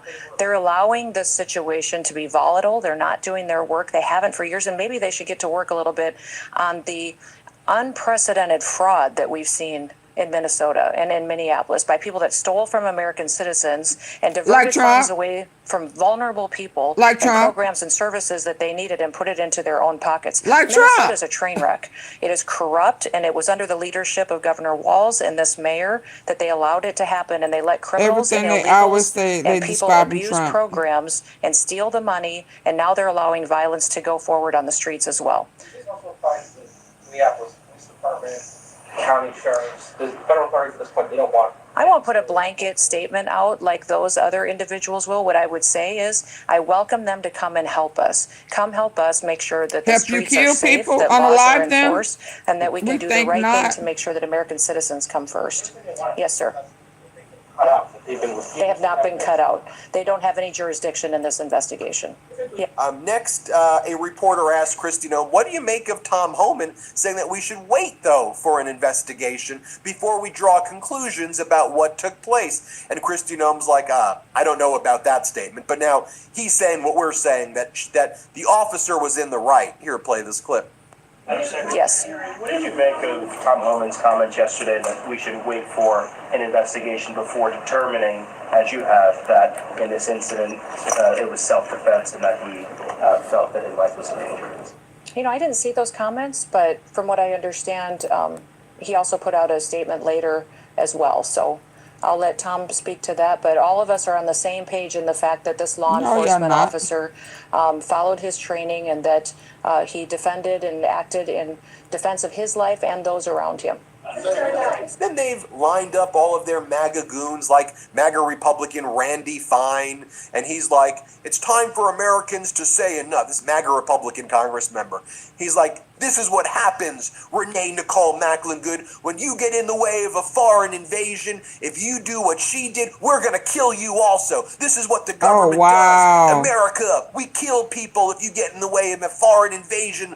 What are you even talking about? Like, do you listen to yourself? Do you realize that you sound exactly like the Reich? Like, do you realize that you sound exactly in the same type of language that the most grotesque authoritarian creatures in history have used? Anyway, here, play this clip right here. These ICE agents. The left believes they can do anything they want, and we're just These people supposed to are sit crazy. down and take it. It's time for Americans to say enough, and if you get in the Start way at the White House first. a foreign invasion, That's where the you're biggest gonna criminal end up just is. like that lady did yesterday.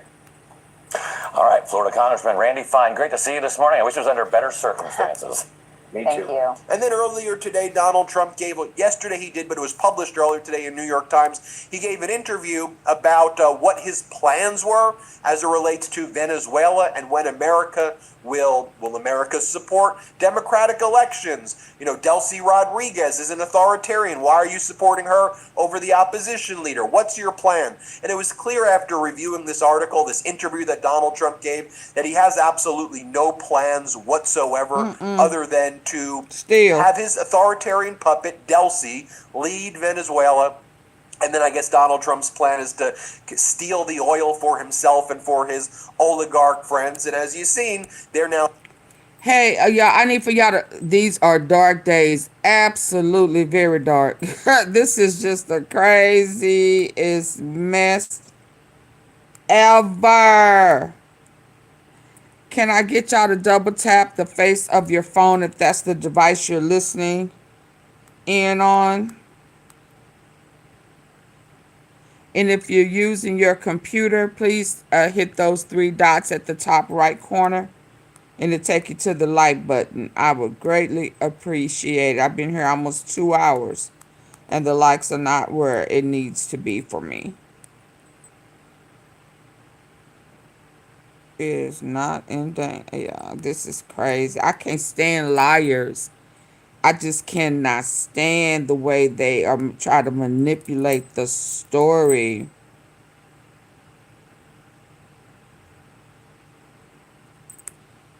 I can't stand that at all. I just cannot. I am just blown away that they took that down. Because he was going, oh, wow. They do not like that opinion. They just don't like it. They removed that one of Obama. And then the Clinton one came out. And then they removed that one. That is so messed up. Let me hear this. Get the likes up, please. Until this White House behaves itself. So many Republicans are terrible. For the vision for administering Venezuela in the weeks and months ahead, I'm good.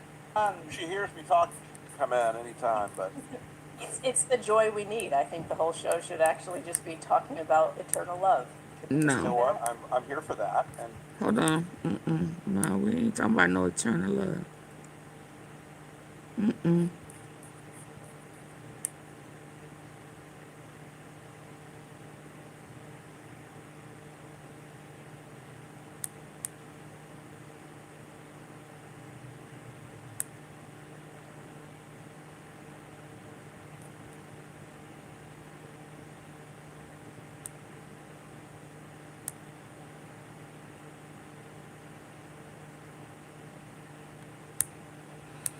Come on. Thank you so much. It is so hard to sit here sometimes because I didn't come to Congress to write laws or to do things that are hurting people. I'm just asking if there's any decency or heart or courage on that side of the aisle. The fact that a woman was killed, she was shot in her head, and y'all are pretending like nothing happened. I remember when Charlie Kirk got killed. Let's go! Do you remember what our response? Let's go. Hold on. Hold on. I love it when folk... Absolutely. Absolutely. Folk lost their job behind that. It's like, who? Charlie, who? Absolutely.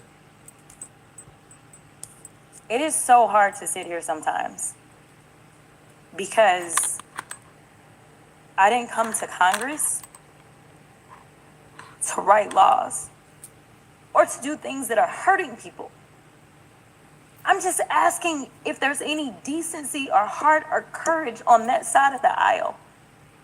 The fact that a woman was killed, she was shot in her head, and y'all are pretending like nothing happened. I remember when Charlie Kirk got killed. Do you remember what our response was? Our response wasn't to sit there and pretend like it was okay. Is it okay because you have a badge? Because the last time I checked, allegedly no one is above the law. Can y'all not just have a little bit of courage and humanity? Truthfulness. A child. Hurting people. I'm just asking if there's any decency or heart or courage on that side of the aisle. The fact that because I didn't come to Congress Get the lights up. to write laws or to do things that are hurting people. I'm just asking if there's any decency or heart or courage on that side of the aisle. The fact that a woman was killed, she was shot in her head, and y'all are pretending like nothing happened. I remember when Charlie Kirk got killed. Do you remember what our response was? Our response wasn't to sit there and pretend like it was okay. Is it okay because you have a badge? Because the last time I checked, allegedly no one is above the law. Can y'all not just have a little bit of courage and humanity? A child.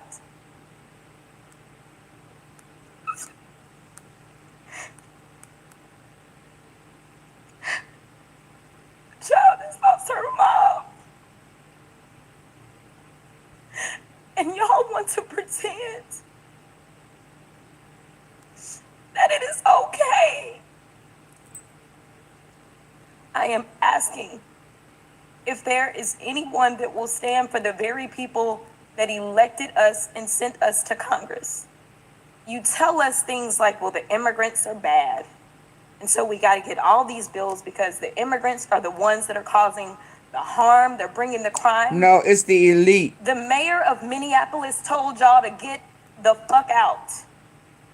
Yet y'all are the ones, it is this administration that is bringing crime Mr. to Chair. their streets.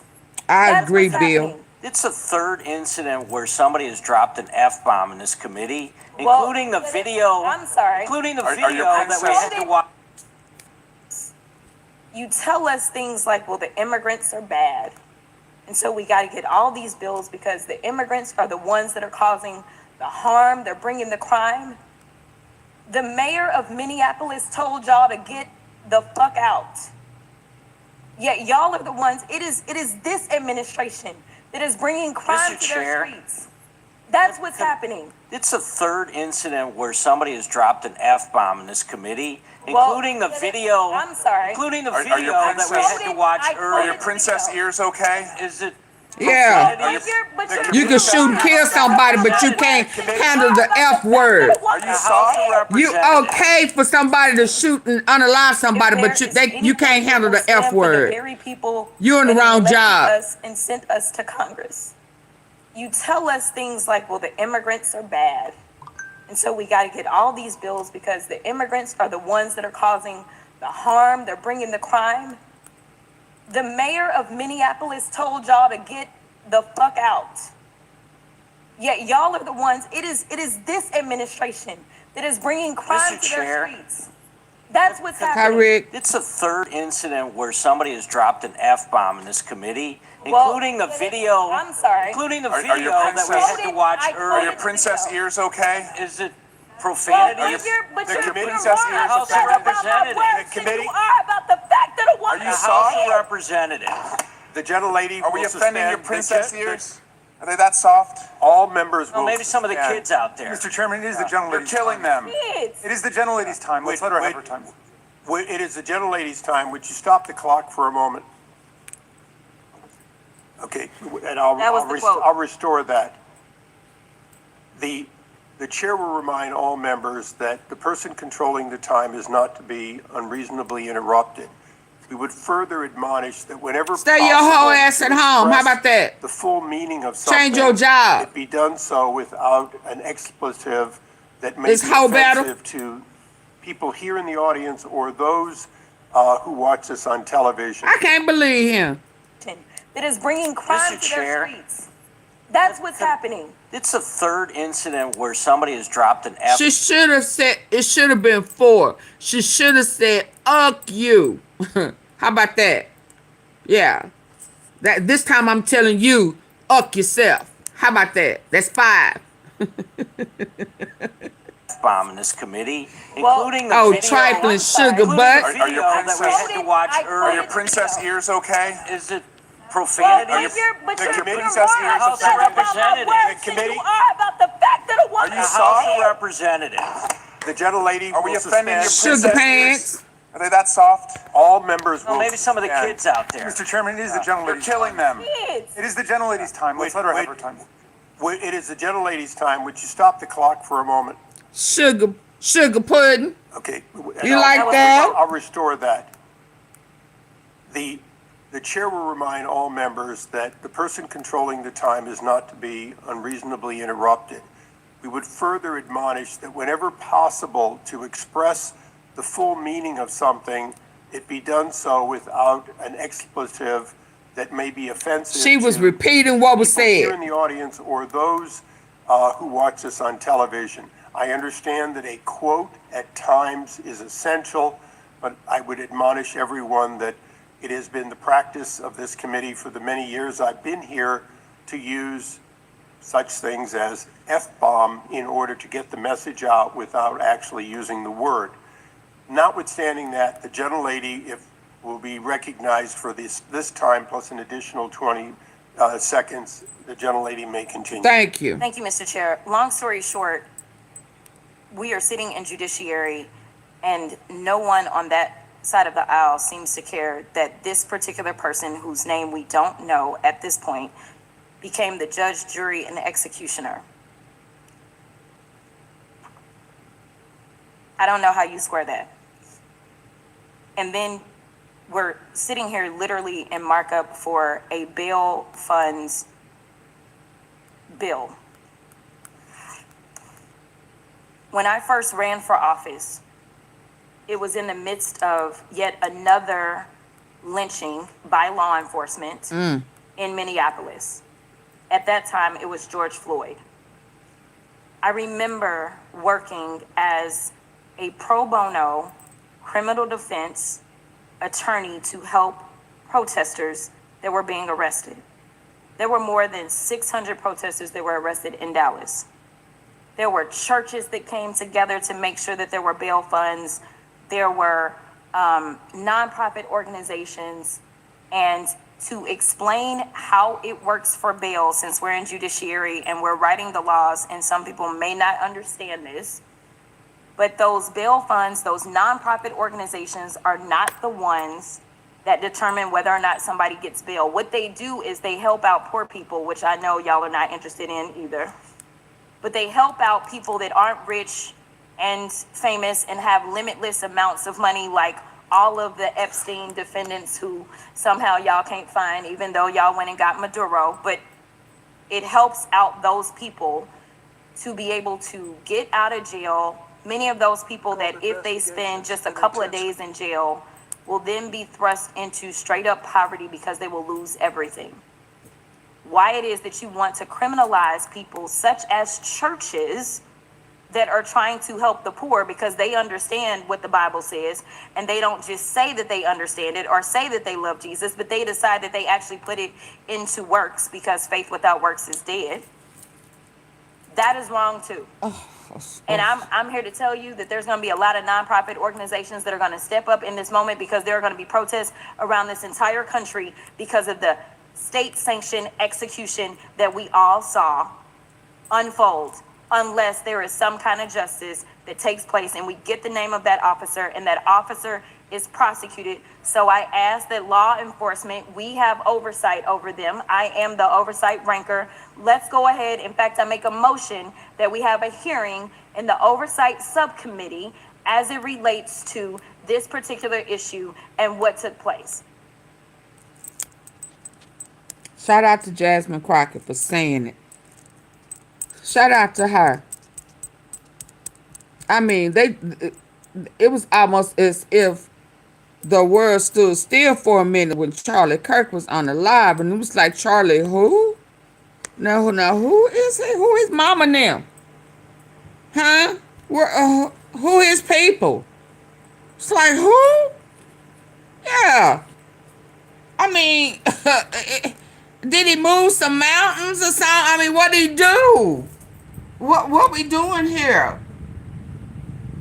You're fired. I mean, you can't speak anything ill about him. And it's like, what? And then y'all turn around and unalive it. And that's okay. Is that what you're telling me? And this lady gets unalive. Now, he was unalive and, on TV, but she was unalived in front of people at one point for doing what they told her to do. Get out of here. Then somebody running up to her door trying to open her door. Yeah, no. So, y'all, here go one. I don't know if this is the same message that I was listening to earlier today that I was trying to bring to you.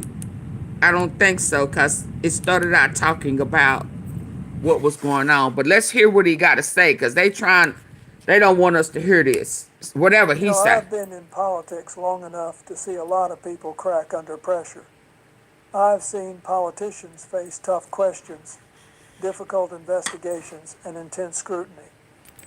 But what I'm witnessing right now with Donald Trump's complete meltdown over Congress. Oh no, this is the new one. This is something else entirely. Meltdown in Congress. They had, okay, so it's not the one I had earlier, but it's still relevant because he got they trying to block him. So y'all double tap the face of y'all screen. Get the likes up for me, like real quick, fast. Double tap if you're on your phone. It's just hitting the face of your phone. It's free. It don't cost a thing. If they don't go up, I'm leaving. I'm gonna tell you that now. If you're on your computer, hit those three dots at the top right corner in. It'll take you to the thumbs up. If you could hit that for me, I would greatly appreciate it. But 2 hours and 4 minutes in, I shouldn't have to do this.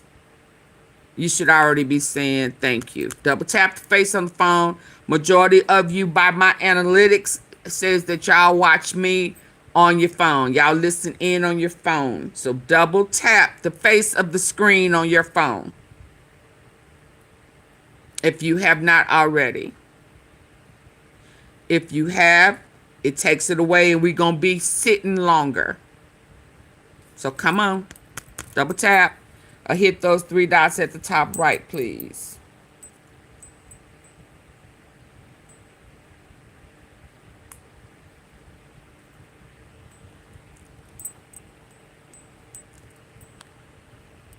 Somebody needs to leak who name?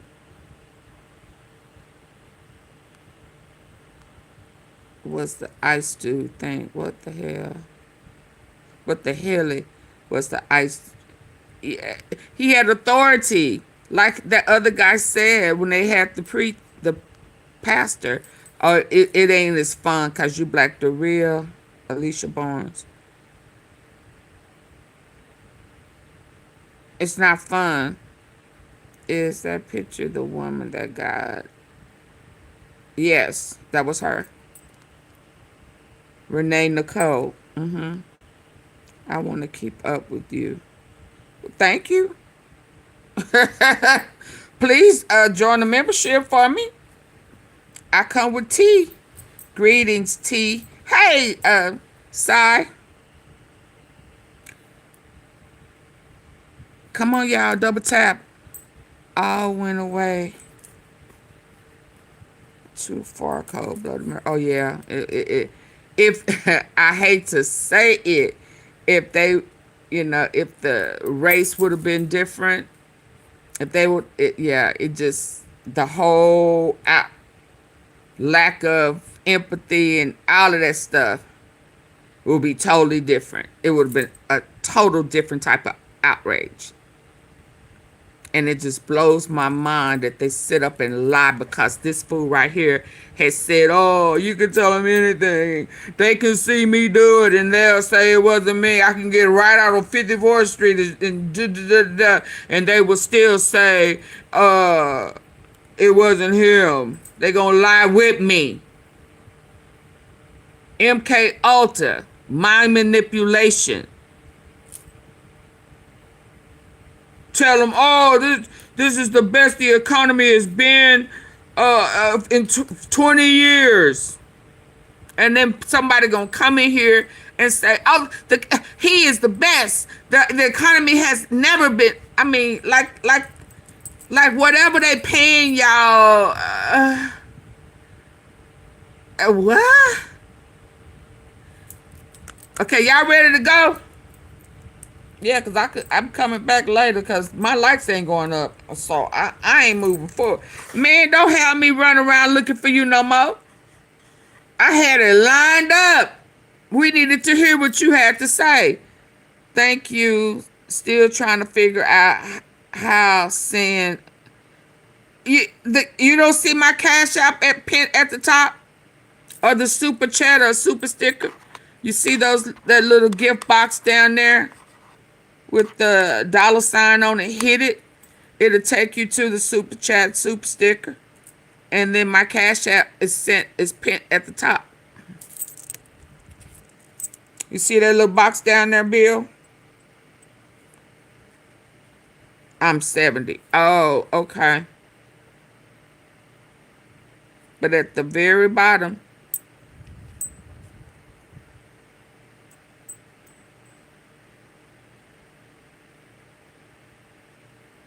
okay.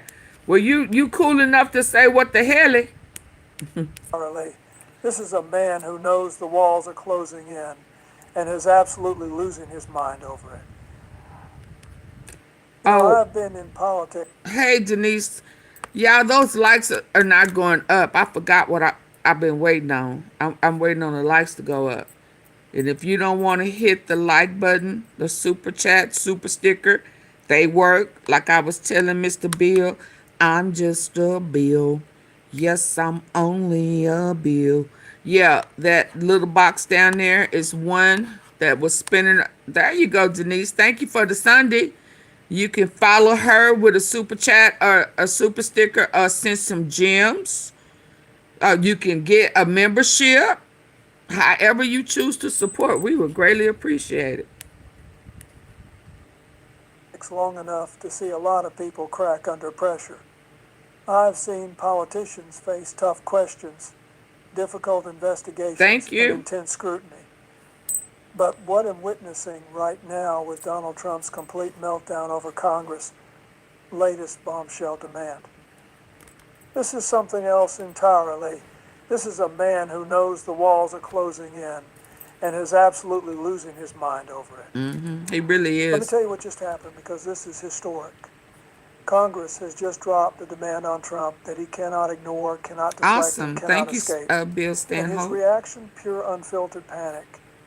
The kind of reaction you see from someone who knows that compliance means exposure, and exposure means accountability. The kind of reaction that tells you everything you need to know about what has been hiding. I've served in government at every level. Hey, Yvette. I've dealt with Congress as governor, as president, and as a private citizen. I understand how congressional oversight works. I understand the constitutional authority that Congress has to demand information, to issue subpoenas, to investigate wrongdoing. And I can tell you with absolute certainty that what Congress is demanding from Trump right now is completely within their authority. It's legitimate. It's necessary. And it's exactly the kind of oversight that our founders intended. So what exactly is this bombshell see from someone who knows? Y'all see why they didn't want us to hear what y'all see why we can't find them when we need them? I'm going to have to start pre-recording. He's letting us know, whoever this is, that what they are trying to do is right. Let's go. I appreciate hearing that. Means exposure. And exposure means accountability. The kind of reaction that tells you everything you need to know about what has been hiding. I've served in government at every level.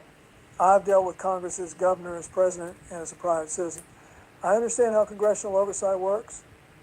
I understand the constitutional authority that Congress has to demand information, to issue subpoenas, to Hey, investigate Barbara from wrongdoing. Canada. I can tell you with absolute certainty Welcome. that what Congress is demanding from Trump right now is completely within their authority. It's legitimate. It's necessary. And it's exactly the kind of oversight that our founders intended. Absolutely, Specs. He's in the Epstein files and he's still speaking up. Still. He said, bring it.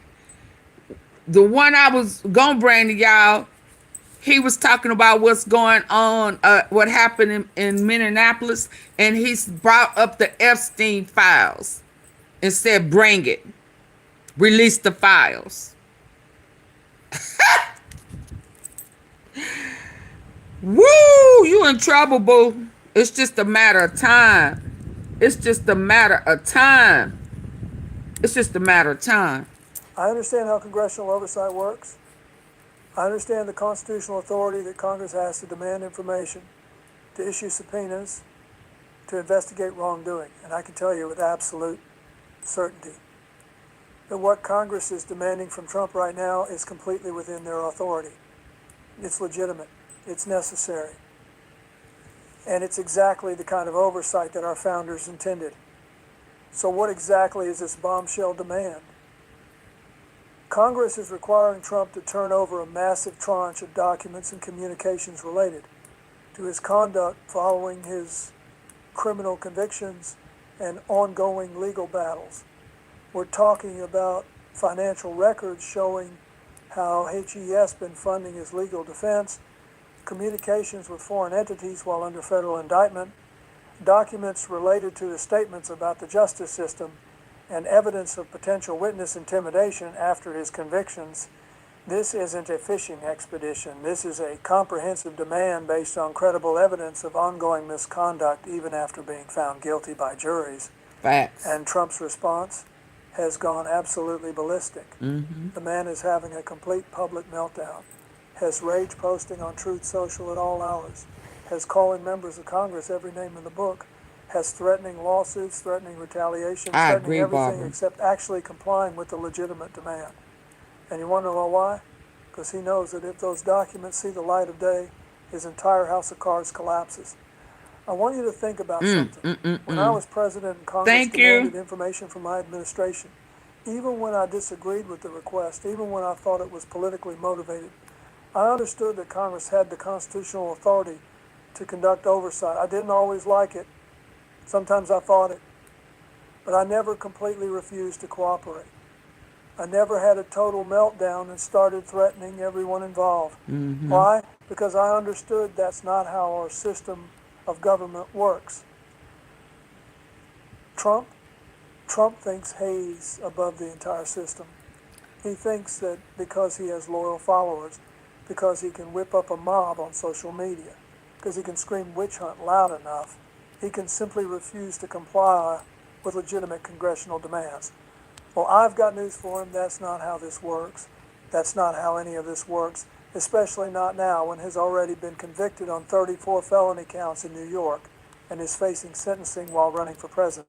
The specific demand from Congress is extraordinarily detailed.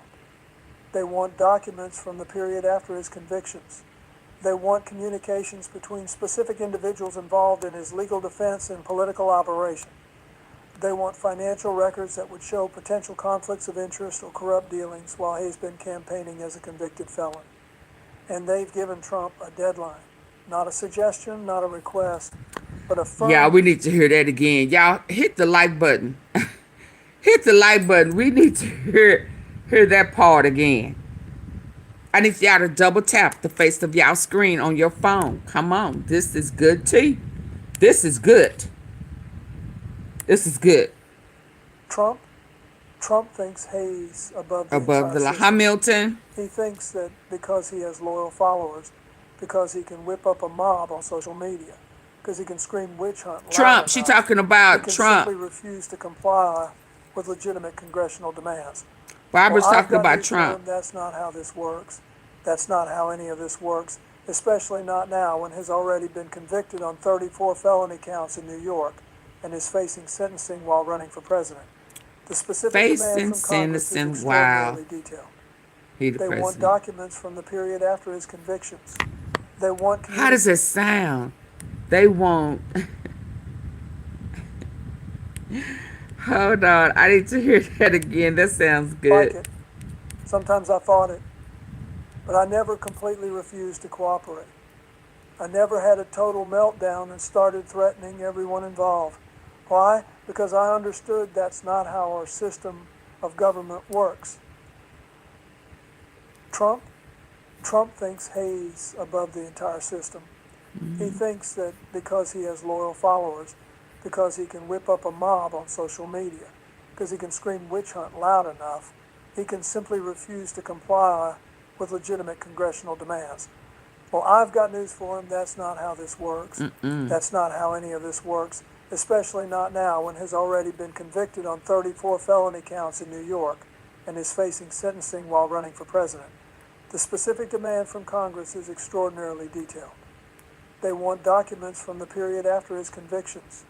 They want communications between specific individuals involved in his legal defense and political operation. They want financial records that would show potential conflicts of interest or corrupt dealings while he's been campaigning as a convicted felon. Oh, wow. And they've given Trump a deadline. So for the ones who say he's not a convicted felon, for the ones who have said he is not a convicted felon, Bill Clinton say, yeah, he is.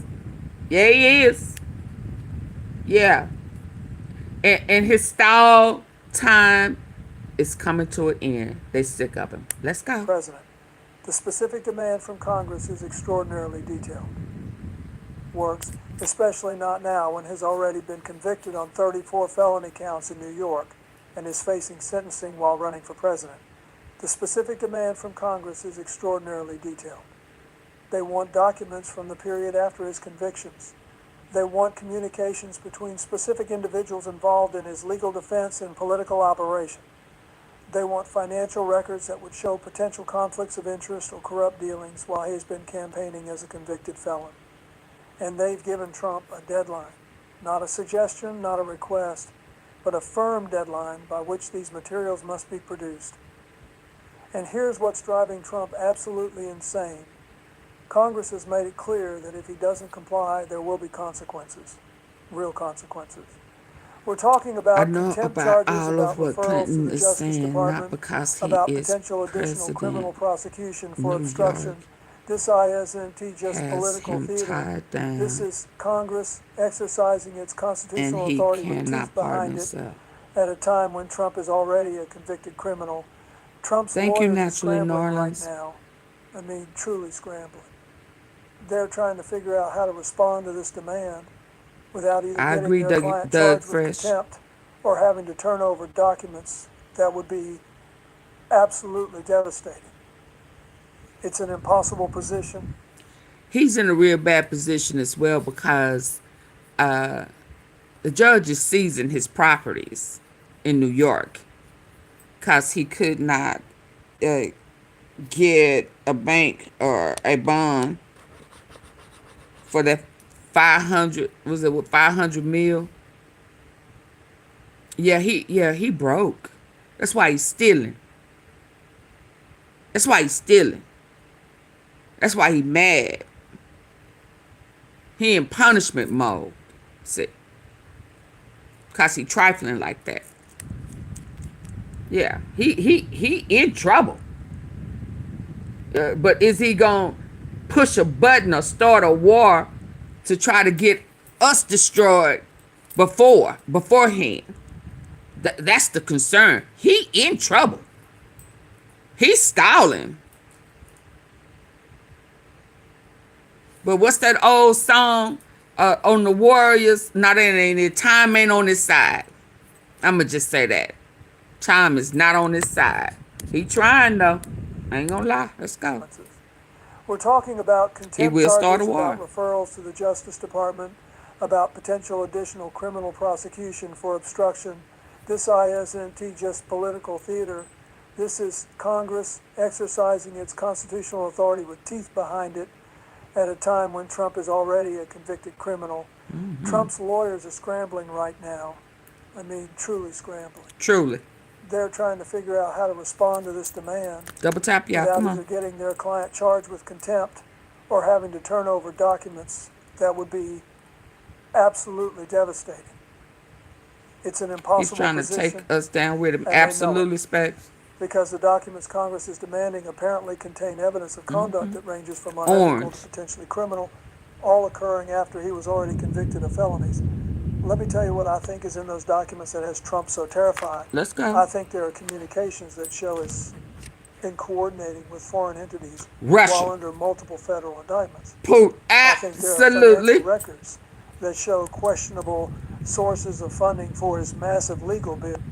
That and back end deals in his pockets that's supposed to go to the taxpayers. Yeah, he damn sure stealing. His kids, all of them, son-in-law, all of them. He's conducting business, personal business. Absolutely. New infrastructures for Trump Towers. Yeah, on that foreign land that he's okay with them stealing, cause he's a thief. Absolutely. Let's go, Bill. Y'all better get the likes up. Let me pause, baby. Let me pause so y'all can get the likes up. Double tap the face of y'all screen. I was trying to get y'all to Bill. They snatched him. But what did I do, Specs? I went and found another. I went and found another one. I did that little spin around and went for it. Ooh, I'm in the air. I'm in the air.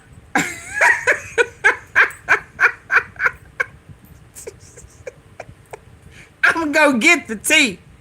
I'm go get the tea. Now, come on, y'all. Double tap the face of y'all screen so we can get the tea. Does that look like horns on old big head? It's just, let me cut on some light because I can't, my battery's out. I done pulled it close. Y'all working me too hard for these lights now. Telling y'all.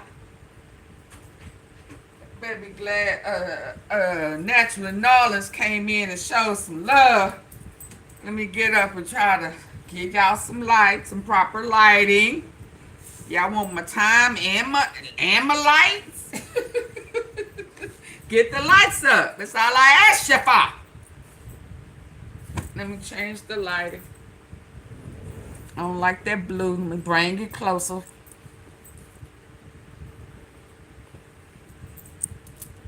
Yeah. I'm gonna have to start talking to y'all crazy like Trump be talking to folk. Call you ugly. Your breath stink. Your mama.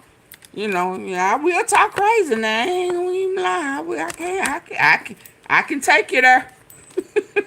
Ah! Woo! Let's go, y'all. Come on now. I can take you there. I'd rather not. What horns? So no, it's not horns. It's just that I'm trying to make sure I keep that back. Keep bringing the tea. All right, Monty, come on. Charges about referrals to the Justice Department about potential additional criminal prosecution for obstruction. This isn't just political theater. This is Congress exercising its constitutional authority with teeth behind it at a time when Trump is already a convicted criminal. Trump's lawyers are scrambling right now. And I love it. Truly scrambling. Shit y'all can do. They're trying to figure out how to respond to this demand without either getting their client charged with contempt or having to turn over documents that would be the people. Absolutely devastating. It's an impossible him. position, and they know it.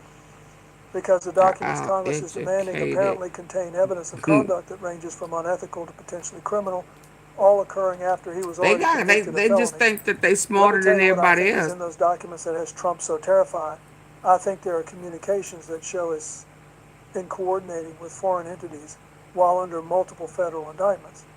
I think there are financial records that show questionable sources of funding for his massive legal bills. I think there are messages that prove his has legal been bills. intimidating witnesses even after his convictions. Devastating. It's an impossible position, and they know it. Because the documents Congress is demanding apparently contain evidence of conduct that ranges from unethical to potentially criminal, all occurring after he was already convicted of felonies. Let me tell you what I think is in those documents that has Trump so terrified. I think there are communications that show us in coordinating with foreign entities while under multiple federal indictments.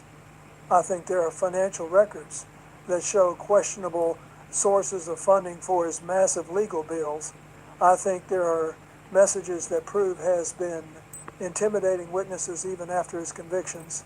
I think there's evidence of continued obstruction of justice, potential violations of his bail conditions, and conspiracy. That's why he is losing it. That's why he is having this complete psychological breakdown in public. The timing in public. Federal indictments. I think there are financial records that show questionable sources of funding. Trump's lawyers are scrambling right now. Is that why you acting a fool in public? They're trying to figure out how to respond to this demand without either getting their client charged with contempt or having to turn over documents that would be absolutely devastating. I think he got hit with contempt today. Big Bubba. I think he got hit with contempt today. But carry on. Carry on, Bubba. Carry on, baby. Come on.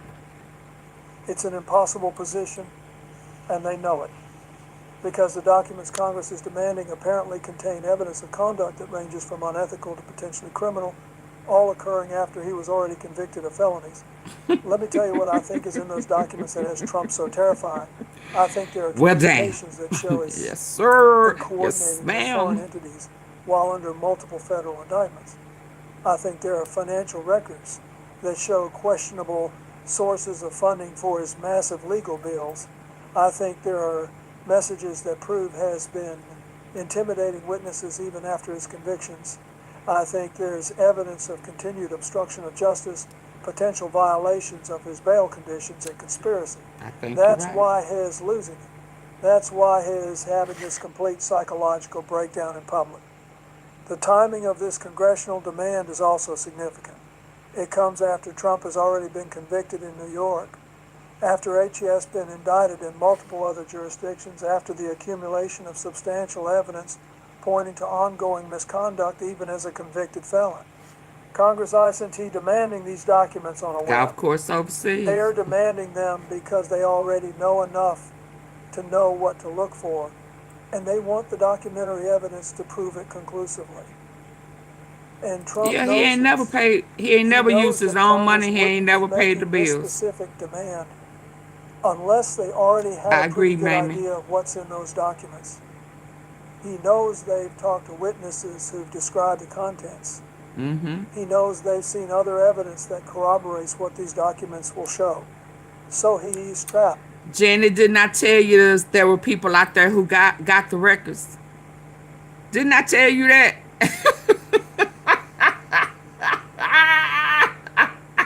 And he know this, man. He knows it. So all of it is stall and punishment, revenge. He's talked about revenge. He loves revenge. He's spiteful. That's why his ass is sick. Because he know it's coming. That's why he can't keep his shit. He can't have solid shit. Because it's just running all out. All the shit just running out. Because time is running out.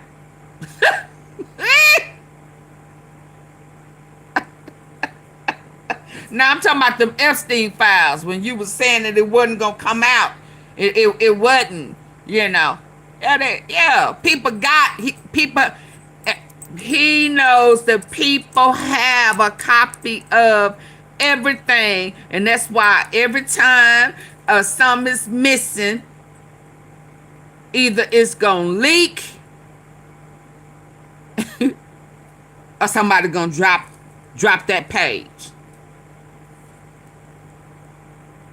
Absolutely. I just remember one point you were saying different. Let's go. And Trump knows this. He knows this. He knows that Congress wouldn't be making this specific demand unless they already had a pretty good idea of what's in those documents. Absolutely. He knows they've talked to witnesses who've described the contents. He knows they've seen other evidence that corroborates what these documents will show. So he's trapped.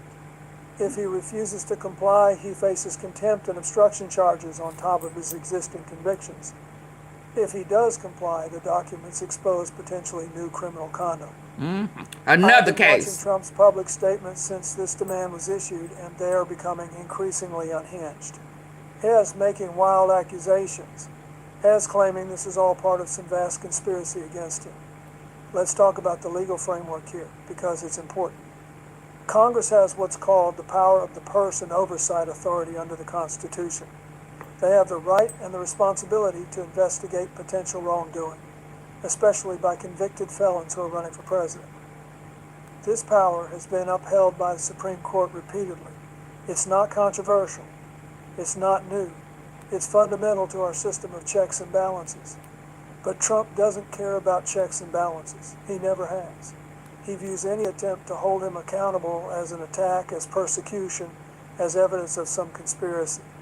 He fundamentally doesn't understand or doesn't accept that in a democracy, leaders are accountable. And GOP, his base. He making a fool out of all of them. Being a former president and current candidate makes him untouchable. And has discovered that's not how America works. Yeah, they got him on one of them little the bombshell nature of this pissing bags, demand is shooting also bags, about what it represents. tied to his leg. This isn't just one committee asking for documents. This is a coordinated effort across multiple committees. You said what now? What? with I'm bipartisan sorry. Let me hush, Bubba. You said more than what? What you say? the leaders are accountable to the people through their elected representatives. He thinks being a former president and current candidate makes him untouchable, and has discovered that's not how America works, especially not for convicted criminals. The bombshell nature of this congressional demand is also about what it represents. This isn't just one committee asking for documents. Oh. This is a coordinated effort across multiple committees with bipartisan support in some cases, representing a unified determination to get to the truth about Trump's conduct after his convictions. That's significant. That's powerful. And that's exactly what has Trump so rattled. I've been in touch with some members of Congress, both Democrats and a few Republicans who are willing to speak privately, and they've told me that the evidence they've already accumulated is staggering. They described it as clear evidence that Trump has continued engaging in potentially criminal conduct even after being convicted. And they say the documents they're now demanding will provide the final pieces of the puzzle, the smoking guns that make additional prosecution inevitable. Trump's meltdown is also revealing, because of how it's manifesting, has not just denying wrongdoing, has not just claiming the demand is improper, has personally attacking every member of Congress involved, has threatening their families, has encouraging his supporters to harass them. That's not the behavior of an innocent man. That's the behavior of someone who's desperate, cornered, and dangerous. And remember, this is someone who's already been convicted of 34 felonies. And let's be honest about what this means. Now, Bubba, are you trying to say... Bubba, Big Bill, are you trying to say they got his ass blocked in? Huh? They got him cornered. So they got him blocked in. He really don't have nowhere to go. So this is really a standoff. Cause he know he blocked in. He can't jump out the back window? Oh, he too fat. He can't phone a friend? Oh, he don't have none. He can't offer them a bribe? Oh, he ain't got no money. God damn. He can't offer sexual favors? Oh, his head game ain't that good.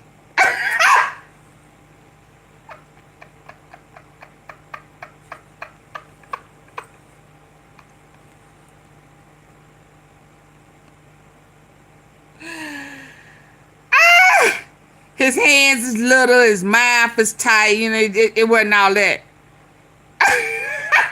Oh, so because he called himself calling you out, you know, he was gonna drag you through, huh? Yeah. So now, did you help them? Did you, Bill, Bubba? That head game wasn't that good, was it? He look like he ain't worth shit. But did you help them? Oh, so this is how you like me now. How you like me now. He cornered in. It's time for him. Okay, well, there you have it. He said your days is number, baby. Your head game wasn't all that. The Republican Party. Monica beat you. They're watching their nominee, a convicted felon, have a complete public breakdown, and most of them are too scared to say anything. They know Trump is imploding. They know this congressional demand is legitimate. Oh my they know God. he's guilty of the crimes he was already convicted of, and likely more. But they're paralyzed by fear of his base. You're going fear of to mean jail. posts on Trump Just Social, ain't fear of do primary it challenges. right. It's pathetic. The documents Congress is demanding Yeah, the head include game. financial records from Trump's political operation and legal defense fund.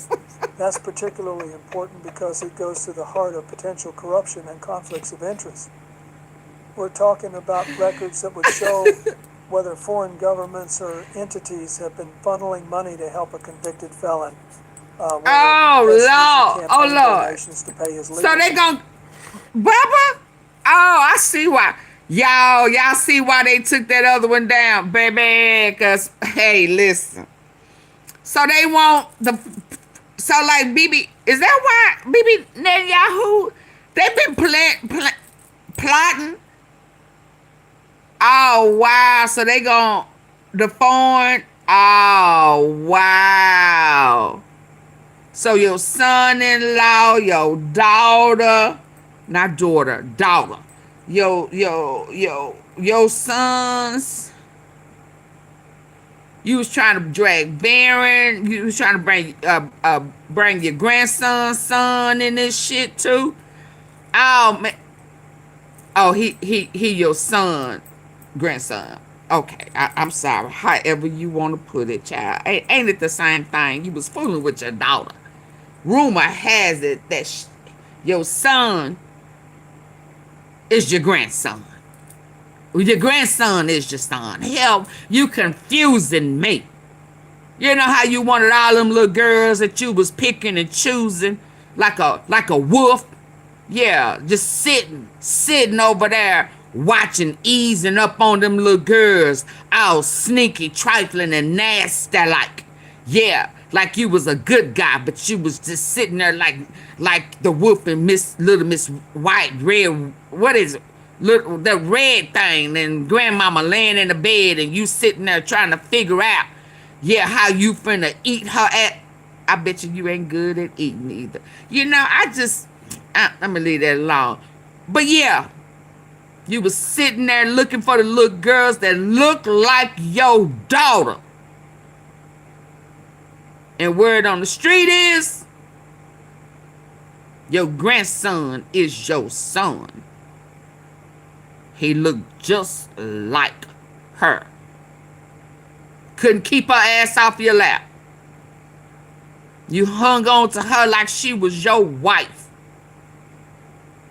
You was dirty, trifling, and nasty. And karma is beating on your door. Open it. Stop running and hiding, nigga. Open the door. Scary ass. You like butt sex anyway. Hell, you be right at home. Disgraceful. Absolutely. And these people are making excuses for you, and you think I'm gonna go along with it. Yeah, take them all down.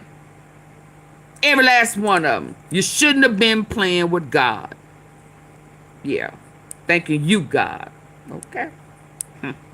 Bills in ways that violate campaign finance laws, whether Heshias He never used the restroom on himself. Someone who's desperate, cornered, and dangerous. Cornered. Let me hear that again. I like hearing it. it. Already been convicted of 34 felonies. That's music to my ears. That's music to my ears. And they say the documents they're now demanding will provide the final pieces of the puzzle, the smoking guns that make additional prosecution inevitable. Trump's meltdown is also revealing, because of how it's manifesting, has not just denying wrongdoing, has not just claiming the demand is improper, has personally attacking every member of Congress involved, has threatening their families, has encouraging his supporters to harass them. That's not the behavior of an innocent man. That's the behavior of someone who's desperate, cornered. Now, y'all do know that little girl, Katie, that looked like Ivanka. The reason she dropped that case right before he was elected the first time was because he was threatening her and her family. If y'all remember, he told her when she was crying and not wanting to do it, that there was another little girl named Mary, I think.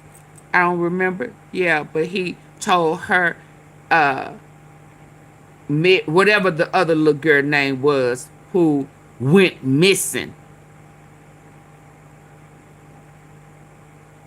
You threatened her and told her what happened to the other little girl that didn't comply. Yeah. You threatened her family as well. And dangerous. And remember, this is someone who's already been convicted of 34 felonies. And let's be honest about what this means for the Republican Party. They're watching their nominee, a convicted felon, have a complete public breakdown, and most of them are too scared to say anything. They know Trump is imploding. They know this congressional demand is legitimate. They know Hez guilty of the crimes he was already convicted of, and likely more. Absolutely. But they're paralyzed by fear of his base, fear of mean posts on Truth Social, fear of primary challenges. It's pathetic. The documents Congress is demanding include financial records from Trump's political operation and legal defense fund. That's particularly important because it goes to the heart of potential corruption and conflicts of interest. We're talking about records that would show whether foreign governments or entities have been funneling money to help a convicted felon, whether Hess using campaign donations to pay his legal bills in ways that violate campaign finance laws, whether Hess has made promises to donors in exchange for helping fund his defense. And here's the thing, Trump has fought to keep these financial records secret his entire life. Even after his conviction, has been incredibly secretive about where his legal defense money is coming from. He has sued repeatedly to prevent his financial records from being disclosed. He has claimed every privilege he could think of to keep these records hidden. Why? Because they show corrupt dealings that would shock even his most loyal supporters. The congressional demand also seeks communications between Trump and his lawyers during the period after his conviction in New York. Now, normally, attorney-client privilege would protect those communications. But there's an exception to that privilege called the crime fraud exception. If you're using your lawyer to help you commit new crimes even after being convicted of other crimes, those communications aren't privileged.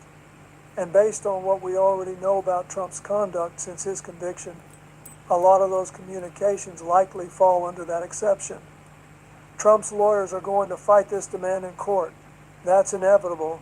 They'll file emergency motions.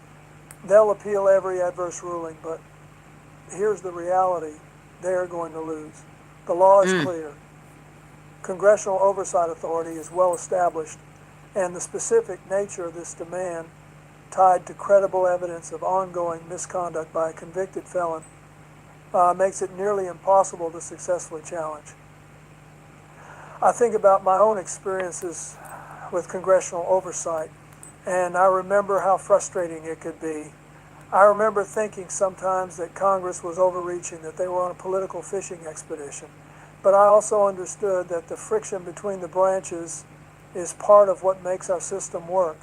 It's messy, it's uncomfortable, but it's necessary. Trump has never understood that, has never accepted that anyone has the right to question him or investigate him, even after being convicted by a jury of his peers. The bombshell aspect of this demand is also in the details of what Congress is specifically asking for. They're not making broad general requests, asking for specific documents and specific dates involving specific people. That level of specificity tells you they know exactly what they're looking for. They've done their homework. They've talked to witnesses. They've reviewed other evidence. They know what these documents will show. And that's what has Trump absolutely terrified. He knows that compliance means exposure. He knows that these documents will provide irrefutable evidence of ongoing misconduct even after his conviction. So Hez doing the only thing he knows how to do, Hez attacking, threatening, and having a complete public meltdown. Let me tell you something about Trump's psychological state right now. I've seen the videos of his recent rallies. I've read his Truth Social posts. This is a man who's cracking under pressure. You right, Doug. I don't the either. The bravado is still there, but underneath it, you can see Because they want those tax you can hear it in his breaks. voice when he talks about this congressional demand. Right, he knows Sly. Hez He's cornered, not. As a convicted felon facing potential additional charges. We just don't and want him to Hez take us with lashing him. out like a wounded animal. The demand from Congress also includes testimony. They want Trump himself to appear before congressional committees and answer questions under oath about his conduct since his conviction. Now that's something Trump has spent his entire life avoiding, and certainly something he's terrified of doing now that is already a convicted criminal. Has terrified of being under oath because he knows he can't help but lie, and lying under oath is perjury. Has watching this demand materialize and realizing that he might actually have to sit in front of Congress and answer hard questions while under penalty of perjury, all while being a convicted felon. Can you imagine Trump testifying before Congress as a convicted criminal? I can, and it would be an absolute disaster for him. The man can't tell the truth if his life depends on it. Right. He'd perjure himself within the first 5 minutes. His lawyers know this. That's why they're going to fight tooth and nail to prevent him from having to testify. But Congress has the Can't authority tell to the compel truth if his testimony, life depends on and it. if Trump refuses, he faces contempt charges on top of his existing 34 felony convictions. The legal jeopardy Trump faces from this congressional demand extends beyond just the documents themselves. It's also about what happens if he tries to destroy evidence or obstruct compliance with the demand. We already know from his conviction in other cases that Trump has a history of trying to hide, destroy, or alter evidence. Right. If he tries that here, Hez looking at additional charges of obstruction and evidence tampering piled on top of his existing convictions. And I think Hez going to try it. I think Trump's first instinct is going to be to find a way to make damaging documents disappear. Maybe Hez already tried.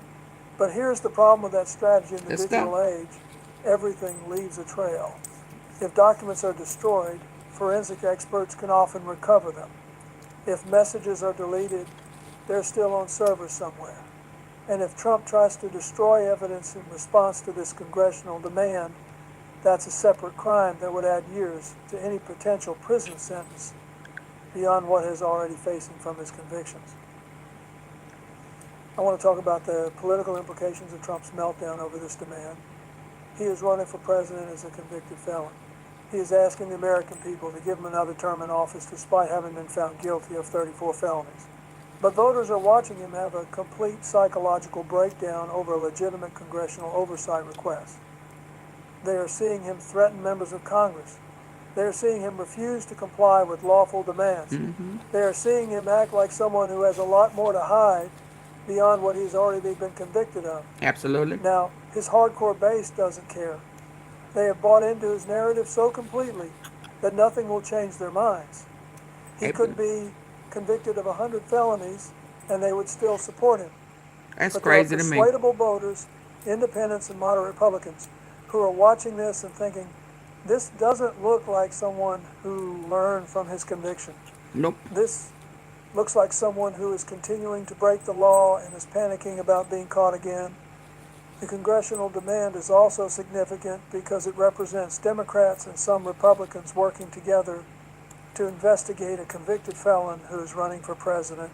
In our current polarized environment, bipartisan action is rare. But the evidence of Trump's ongoing misconduct is apparently so overwhelming that even some Republicans are willing to join in demanding these documents. Yep. That tells you something about how serious this is. Yep. Let me tell you what I think is going to happen. Trump is going to refuse to comply with this congressional demand, at least initially. Hez going to file lawsuits trying to block it. Hez going to claim various privileges, even though most of them don't apply to convicted felons engaged in ongoing misconduct.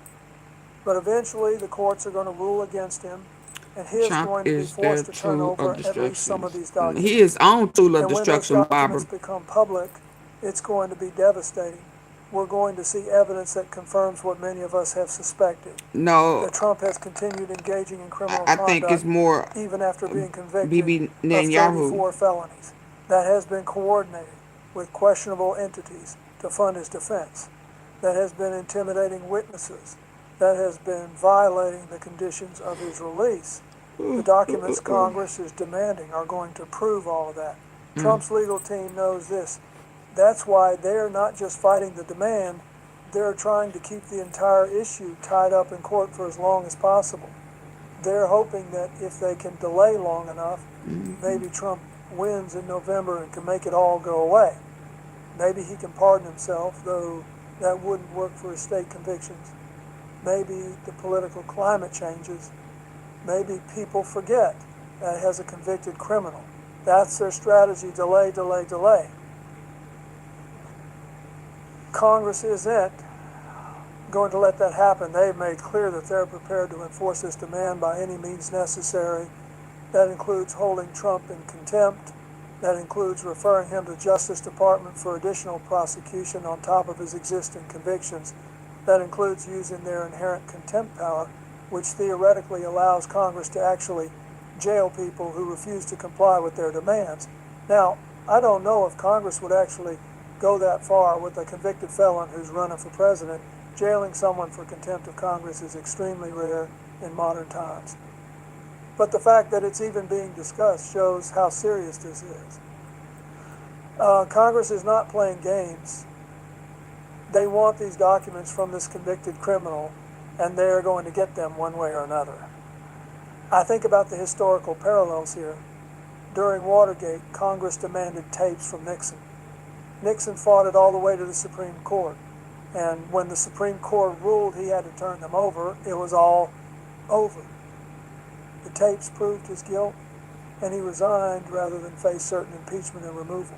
Trump is in a different position now because he's already been convicted, has already been impeached twice, and has never shown any inclination to resign from anything or accept responsibility for anything.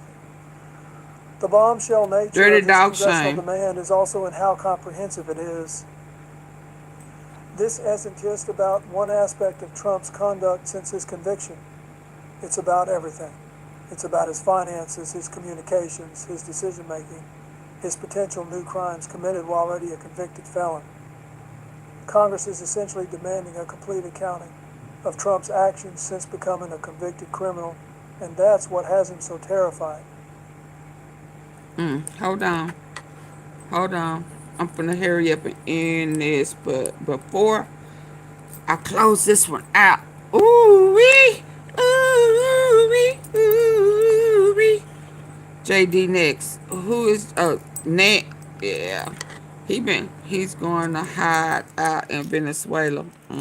Well, one thing is for sure, he know that there's somebody in the US that will know how to go get him. They know exactly where to go and get him. Hold on before I end this one out. Let me see what these likes look like. Y'all, please double tap the face of the screen. Get the likes up for me, please. I would greatly appreciate it. I would greatly appreciate it. What time is it? Double tap, double tap, double tap. Double tap. Double tap. Somebody just took a like away. When folks do that, I'll end it. Y'all don't know that? Y'all don't know that by now? I will end it, baby. I'll shut it down. We don't take back likes. Hit the like button. Hit the thumbs up. I don't know why y'all play with the tea, baby. The tea be too good for all of that nonsense and foolishness. And I gotta come back. Okay. We gonna hide our shit. Venezuela ain't gonna be able to hold it. He played too much. He play entirely too much.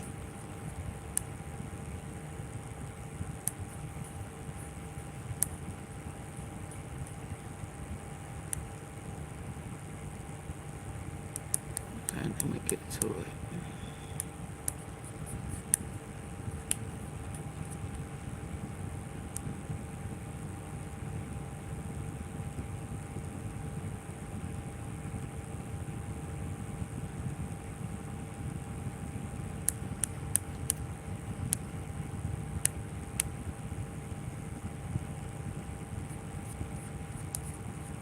Which one was on here?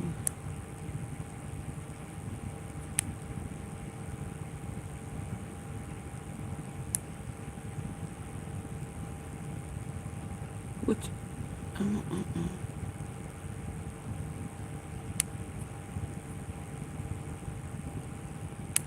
This one. There we go. Penalties were too harsh. Wasn't When the sawdust settles and the engine finally roars. This one is. wasn't just testing the boundaries or skirting the rules. He was doing exactly what Hold the on, judge had explicitly told him not to do, Hold with on. irrefutable evidence Hold that on. even his own lawyers couldn't spin. According to multiple news outlets, the judge's voice inside the courtroom rose to a level rarely heard from the bench. Yeah, hold on. I think I've heard that before. December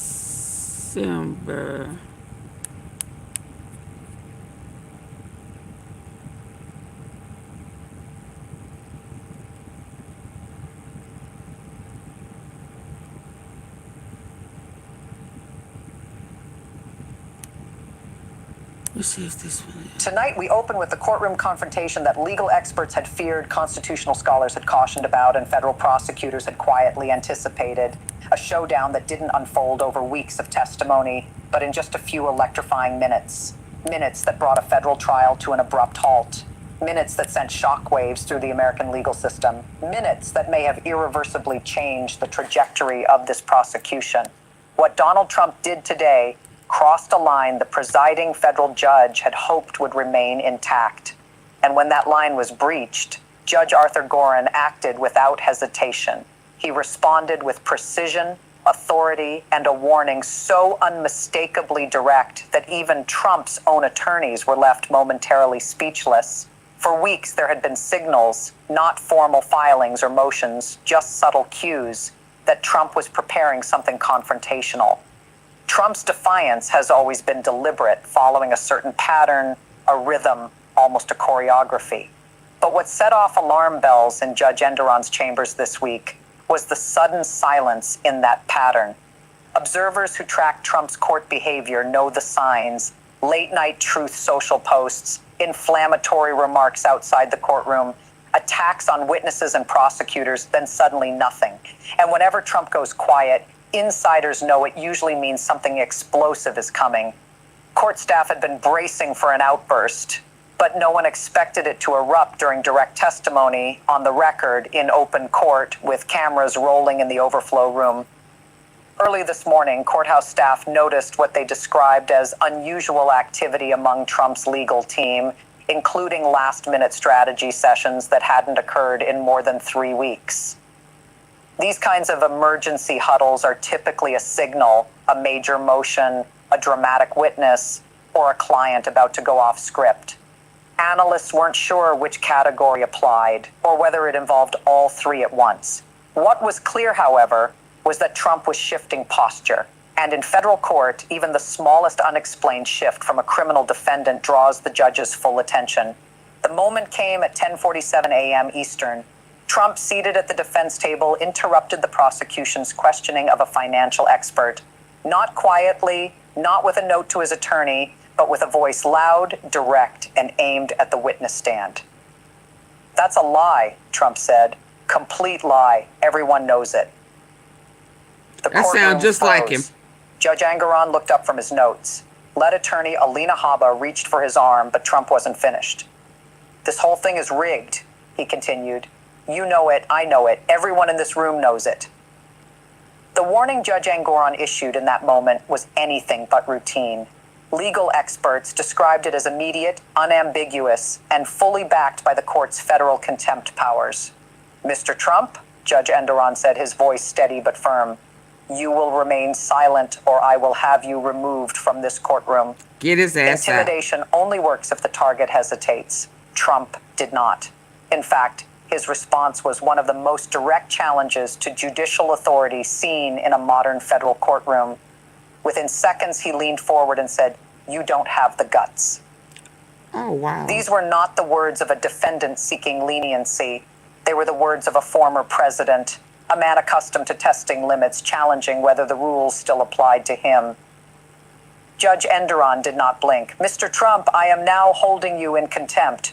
You will either sit quietly or be escorted to a holding cell for the remainder of today's proceedings."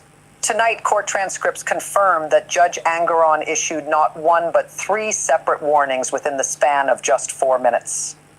The first came after Trump's initial outburst. The second followed an audible mutter on the record, "This is a kangaroo court." The third came when Trump stood from his chair. "Sit down, Mr. Trump," the judge said. "Sit down now, or you will be physically removed and..." Can y'all believe this?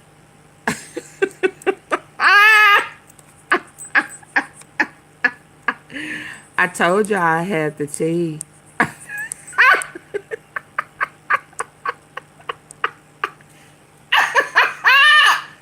I told y'all I had the tea, baby. Hey. What? Hell yeah. Let's go. Next time I ask y'all to hit the like button, God dang it, hit it. Hit it. Doom, doom, doom, doom. Hit it. The tea is hot. Enron issued not one but 3 separate warnings within the span of just 4 minutes. The first came after. Barbara, listen. It's hot. Listen to the message. I can't stand when we do that. I don't care how it's presented. I don't care if it's AI. I don't care, long as it's the truth. A lot of people is going to AI. Would you like to see my AI pictures? I have them too. So what that mean? I mean, the tea is the tea. As long as it's the truth. Let's go. Trump's initial outburst. The second followed an issued not one but 3 separate warnings within the span of just 4 minutes. The first came after Trump's initial outburst. The second followed an audible mutter on the record, "This is a kangaroo court." The third came when Trump stood from his chair. Well, hop your ass on out. "Sit down, Mr. Trump," the judge said. Hop "Sit your down ass to the now, bank. or you will be physically removed and held in contempt with penalties, including potential incarceration." And you know you scared of that word, prison. incarceration, hung in the air. Trump's attorneys immediately requested a sidebar, which the judge granted. For 11 tense minutes, the lawyers huddled at the bench while Trump sat visibly agitated. Him hot. Him hot. Him hot. Oh, well, we know this is him. He ain't got no hair right there.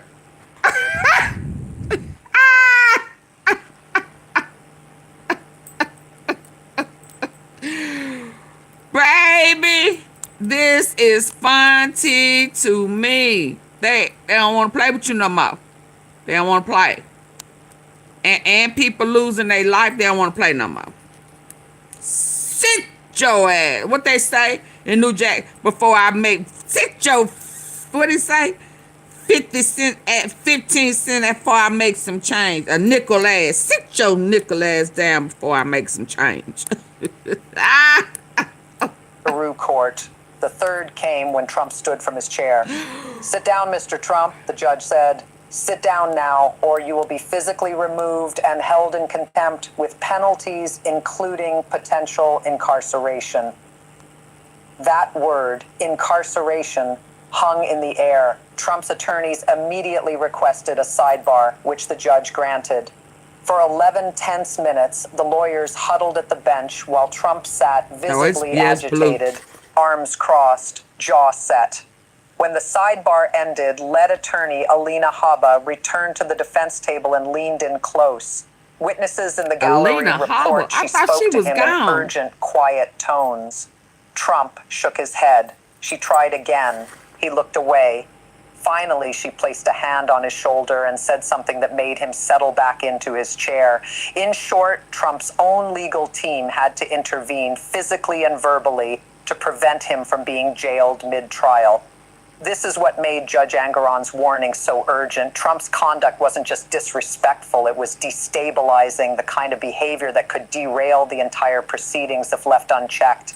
And Judge Engoron, fully aware of the stakes, responded with measured authority, not recklessly, not emotionally, but judicially. He did not threaten Trump's freedom lightly. He did not issue vague admonitions. He cited specific statutes. He referenced precise legal precedents. And here is where the story takes on even greater significance. He had the PP for Trump's latest outburst was calculated to test the resilience of the trial after weeks of damaging testimony. He wanted to see whether the judge would tolerate disruption, but the opposite happened. Judge Engoron didn't simply issue a warning and move on. He delivered a threat so precise, so legally grounded, that even Trump's most aggressive attorneys had no procedural response. You don't command a federal judge's attention easily. Today, Trump did. Former prosecutors, speaking anonymously to the media, described Trump's behavior as a deliberate provocation potentially aimed at creating grounds for a mistrial or appeal. But Judge Engoron demonstrated that he is both patient and prepared. His responses were not only legally sound, they were delivered with such precision that there was no room for misinterpretation. That precision matters. It shows the judge anticipated this moment. It shows That's what happened that Judge with Angoran is Diddy. not presiding passively. He is actively managing the courtroom. As reports continued throughout the afternoon, more details of the confrontation emerged. Trump's legal team filed an emergency motion for recess, which was denied. The prosecution requested a formal reminder of courtroom decorum, which the judge granted, along with additional penalties clearly outlined. Court security along the gallery reportedly moved closer to the defense table during the heated exchange. Y'all gonna This put was not hands merely on a him? defendant losing his temper, nor a routine courtroom disagreement. This was a direct challenge to judicial authority. It was a test of the rule of law. And the rule of They was law gonna is put something hands Trump on has him. consistently struggled to navigate since leaving office.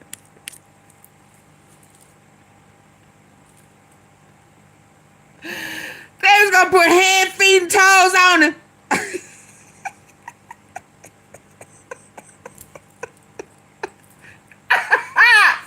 Sit your ass down.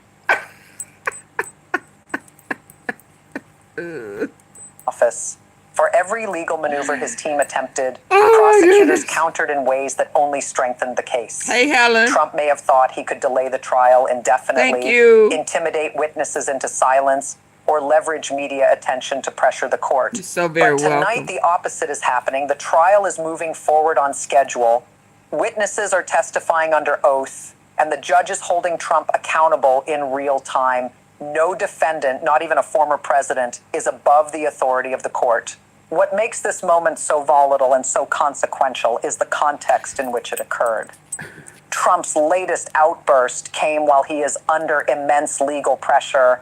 His attorneys want him to stay silent. His political advisors want him to appear strong. His donors want him to seem persecuted. His base wants him to fight back. He is navigating all of these demands while facing multiple criminal indictments. And when defendants in that position make sudden confrontational moves, it rarely comes from strength. It comes from pressure. It comes from vulnerability. Judge Angoran's warning, now part of the official court record, was designed to send a clear message.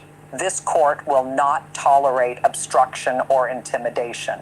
The judge stated plainly that Trump's behavior violated the decorum required of all parties in a courtroom. In other words, you are not above the rules. You will follow them or you will face consequences. That is not a tone a federal judge uses lightly. It signals that something serious is at stake. Meanwhile, the lead prosecutor spoke briefly to the media outside the courthouse in measured professional terms. She emphasized that the case will proceed as scheduled, that no party is above the law, and that courtroom disruptions will not be tolerated. These were not rhetorical flourishes. They were deliberate statements from a legal team fully aware of just how high the stakes have become. Here's what makes the situation even more concerning. Trump's outburst wasn't isolated. Alongside today's courtroom confrontation, he posted multiple attacks on the judge on Truth Social during the lunch recess. His legal team filed motions questioning the judge's impartiality. Outside the courthouse, he told reporters the trial was a disgrace to our country. All of this unfolded within the same 6-hour window. When Trump moves multiple pieces at once, it signals that something larger is underway. Legal analysts are now weighing several possibilities. One is that Trump is preparing to boycott future proceedings. Another is that he is attempting to provoke a mistrial. A third and most worrying possibility is that he is trying to create a constitutional crisis by defying a direct court order. But today, Judge Angoran took that option off the table. That's how he looked when he had the mashed potatoes on his head. A decision. He did not ask for input from counsel. He made a clear, direct threat: behave or face jail. What we are witnessing now is a test of accountability. Trump wants to see if he... What? Behind bars? Trump, like them little boys used to say, "Bop, na, na, na, na."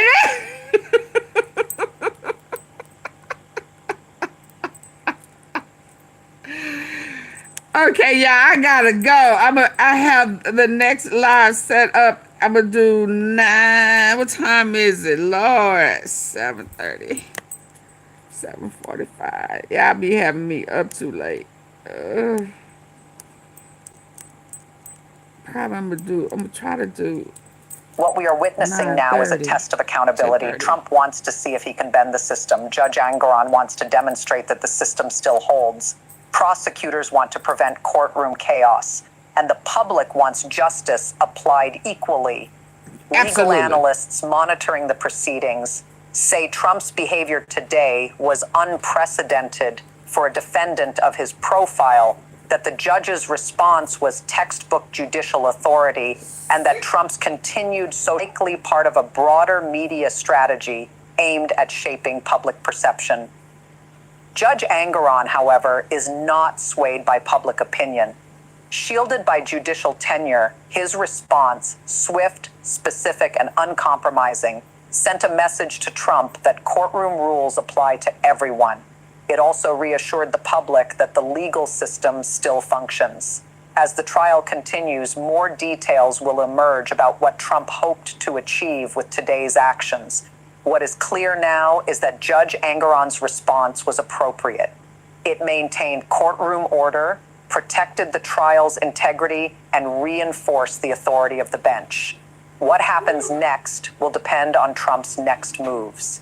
If he complies, this moment could be remembered as a turning point toward accountability. If he defies the court again, Judge Angaran... Look at here, fathead. Let your next move be your best move. Ain't what they say? Ain't that what they say in the hood? Ain't that what they say? Let your next move be your best move, player. It depends on you. But it look like it's finna rain on your head. And I'm gonna get my popcorn ready, because I'm gonna eat my popcorn and laugh at the clown show. Yes, indeed. Yes, indeed. Let your next move be your best move. Has already demonstrated he is prepared to enforce consequences. Tonight, for the first time in weeks, will depend on Trump's next moves. If he complies, this moment could be remembered as a turning point toward accountability. If he defies the court again, Judge Angaran has already demonstrated he is prepared to enforce consequences. Tonight, for the first time in weeks, Trump appears cornered. His legal team is scrambling, unusually quiet. And when Trump... This is the second person that said he's cornered.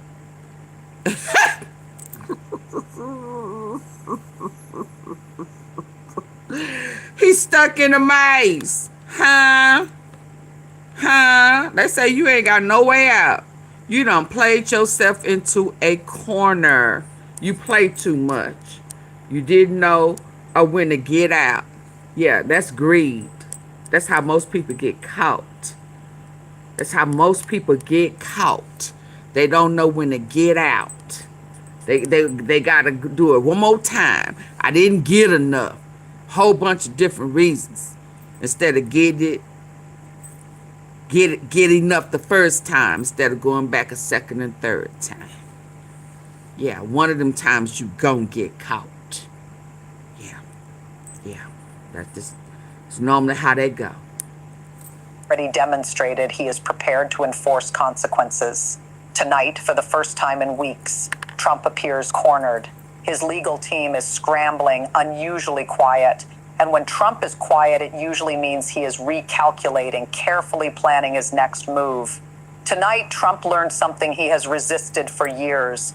Judges have power, courts have authority, and no one, not even a former president, is above the law. The story is far from over. Oh, yeah, but you one president. thing is certain, the courtroom held, the judge stood firm, and Donald Trump blinked. And we will be watching closely as the next phase unfolds. He's been a criminal for, he's been, ever before he got caught. He was a criminal long before he got caught. Absolutely. He been taking cookies from babies for years. for years. Must see Pete. Okay, yeah, I gotta go. Let me see. What is this break? It's a lot going on right now. There you have that. Hold on. Thousands gathering on the ground also to remember the woman who was killed by the ice No, age. that's not what I was Renee saying. Nicole Macklin Good is 37 years old. She was a mother of 3. Why She can't has never been charged with anything involving law enforcement other than, say, traffic tickets, which the AP checked. She never had a She's been record. described as a devoted Christian who took part in youth mission trips to Northern Ireland when she was younger. She loved to sing. This didn't make no sense. This bond saved my life. It didn't make no sense. I thought I saw something else that talked about that. This is where I talk about what I liked in my 3 strikes. Okay, let me go so I can come back around 9:30 with our girl. When I was trying to back out, I saw something about 3 strikes. Trump responds after Senate advanced resolutions to limited. Maybe I'll end on that one since I can't see Trump held in. I can't see. I saw that one.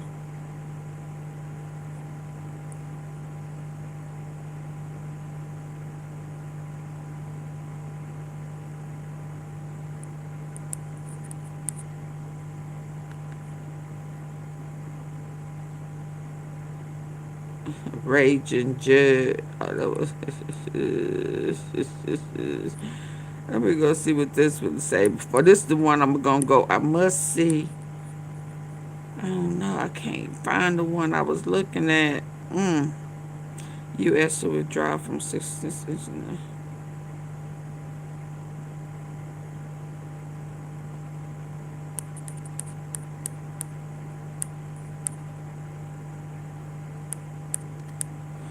Let's go out on this one. The yeas are 52, the nays are 47. The motion is agreed to. 5 Republicans voted with all Democrats to advance a war powers resolution that would limit the president's ability.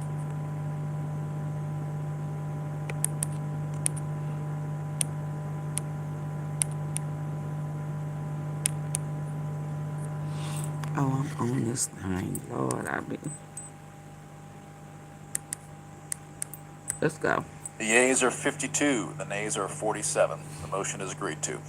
5 Republicans voted with all Democrats to advance a war powers resolution that would limit the president's ability to carry out further attacks against Venezuela. The war powers resolution really doesn't have much of a chance of becoming law. President Trump would have to sign it himself, but it is a significant gesture of disapproval for any further attacks against Venezuela. This vote's about a real incursion. It's about a real invasion of a foreign country, an invasion of a foreign capital, and a removal of a foreign leader. The Republicans who voted for it said they were concerned by Trump's comments that he would run Venezuela, and they didn't want to see U.S. troops deployed on the ground there. They said there should be congressional approval if any further actions were carried out. The president responded by saying that the Republicans who voted for it should not be elected to public office again. None of us should want this president or any president taking our sons and daughters to war without notice, consultation, debate, and vote in Congress.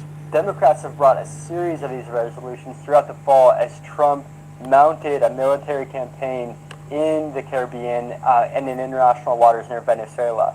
However, all of those resolutions failed in previous votes.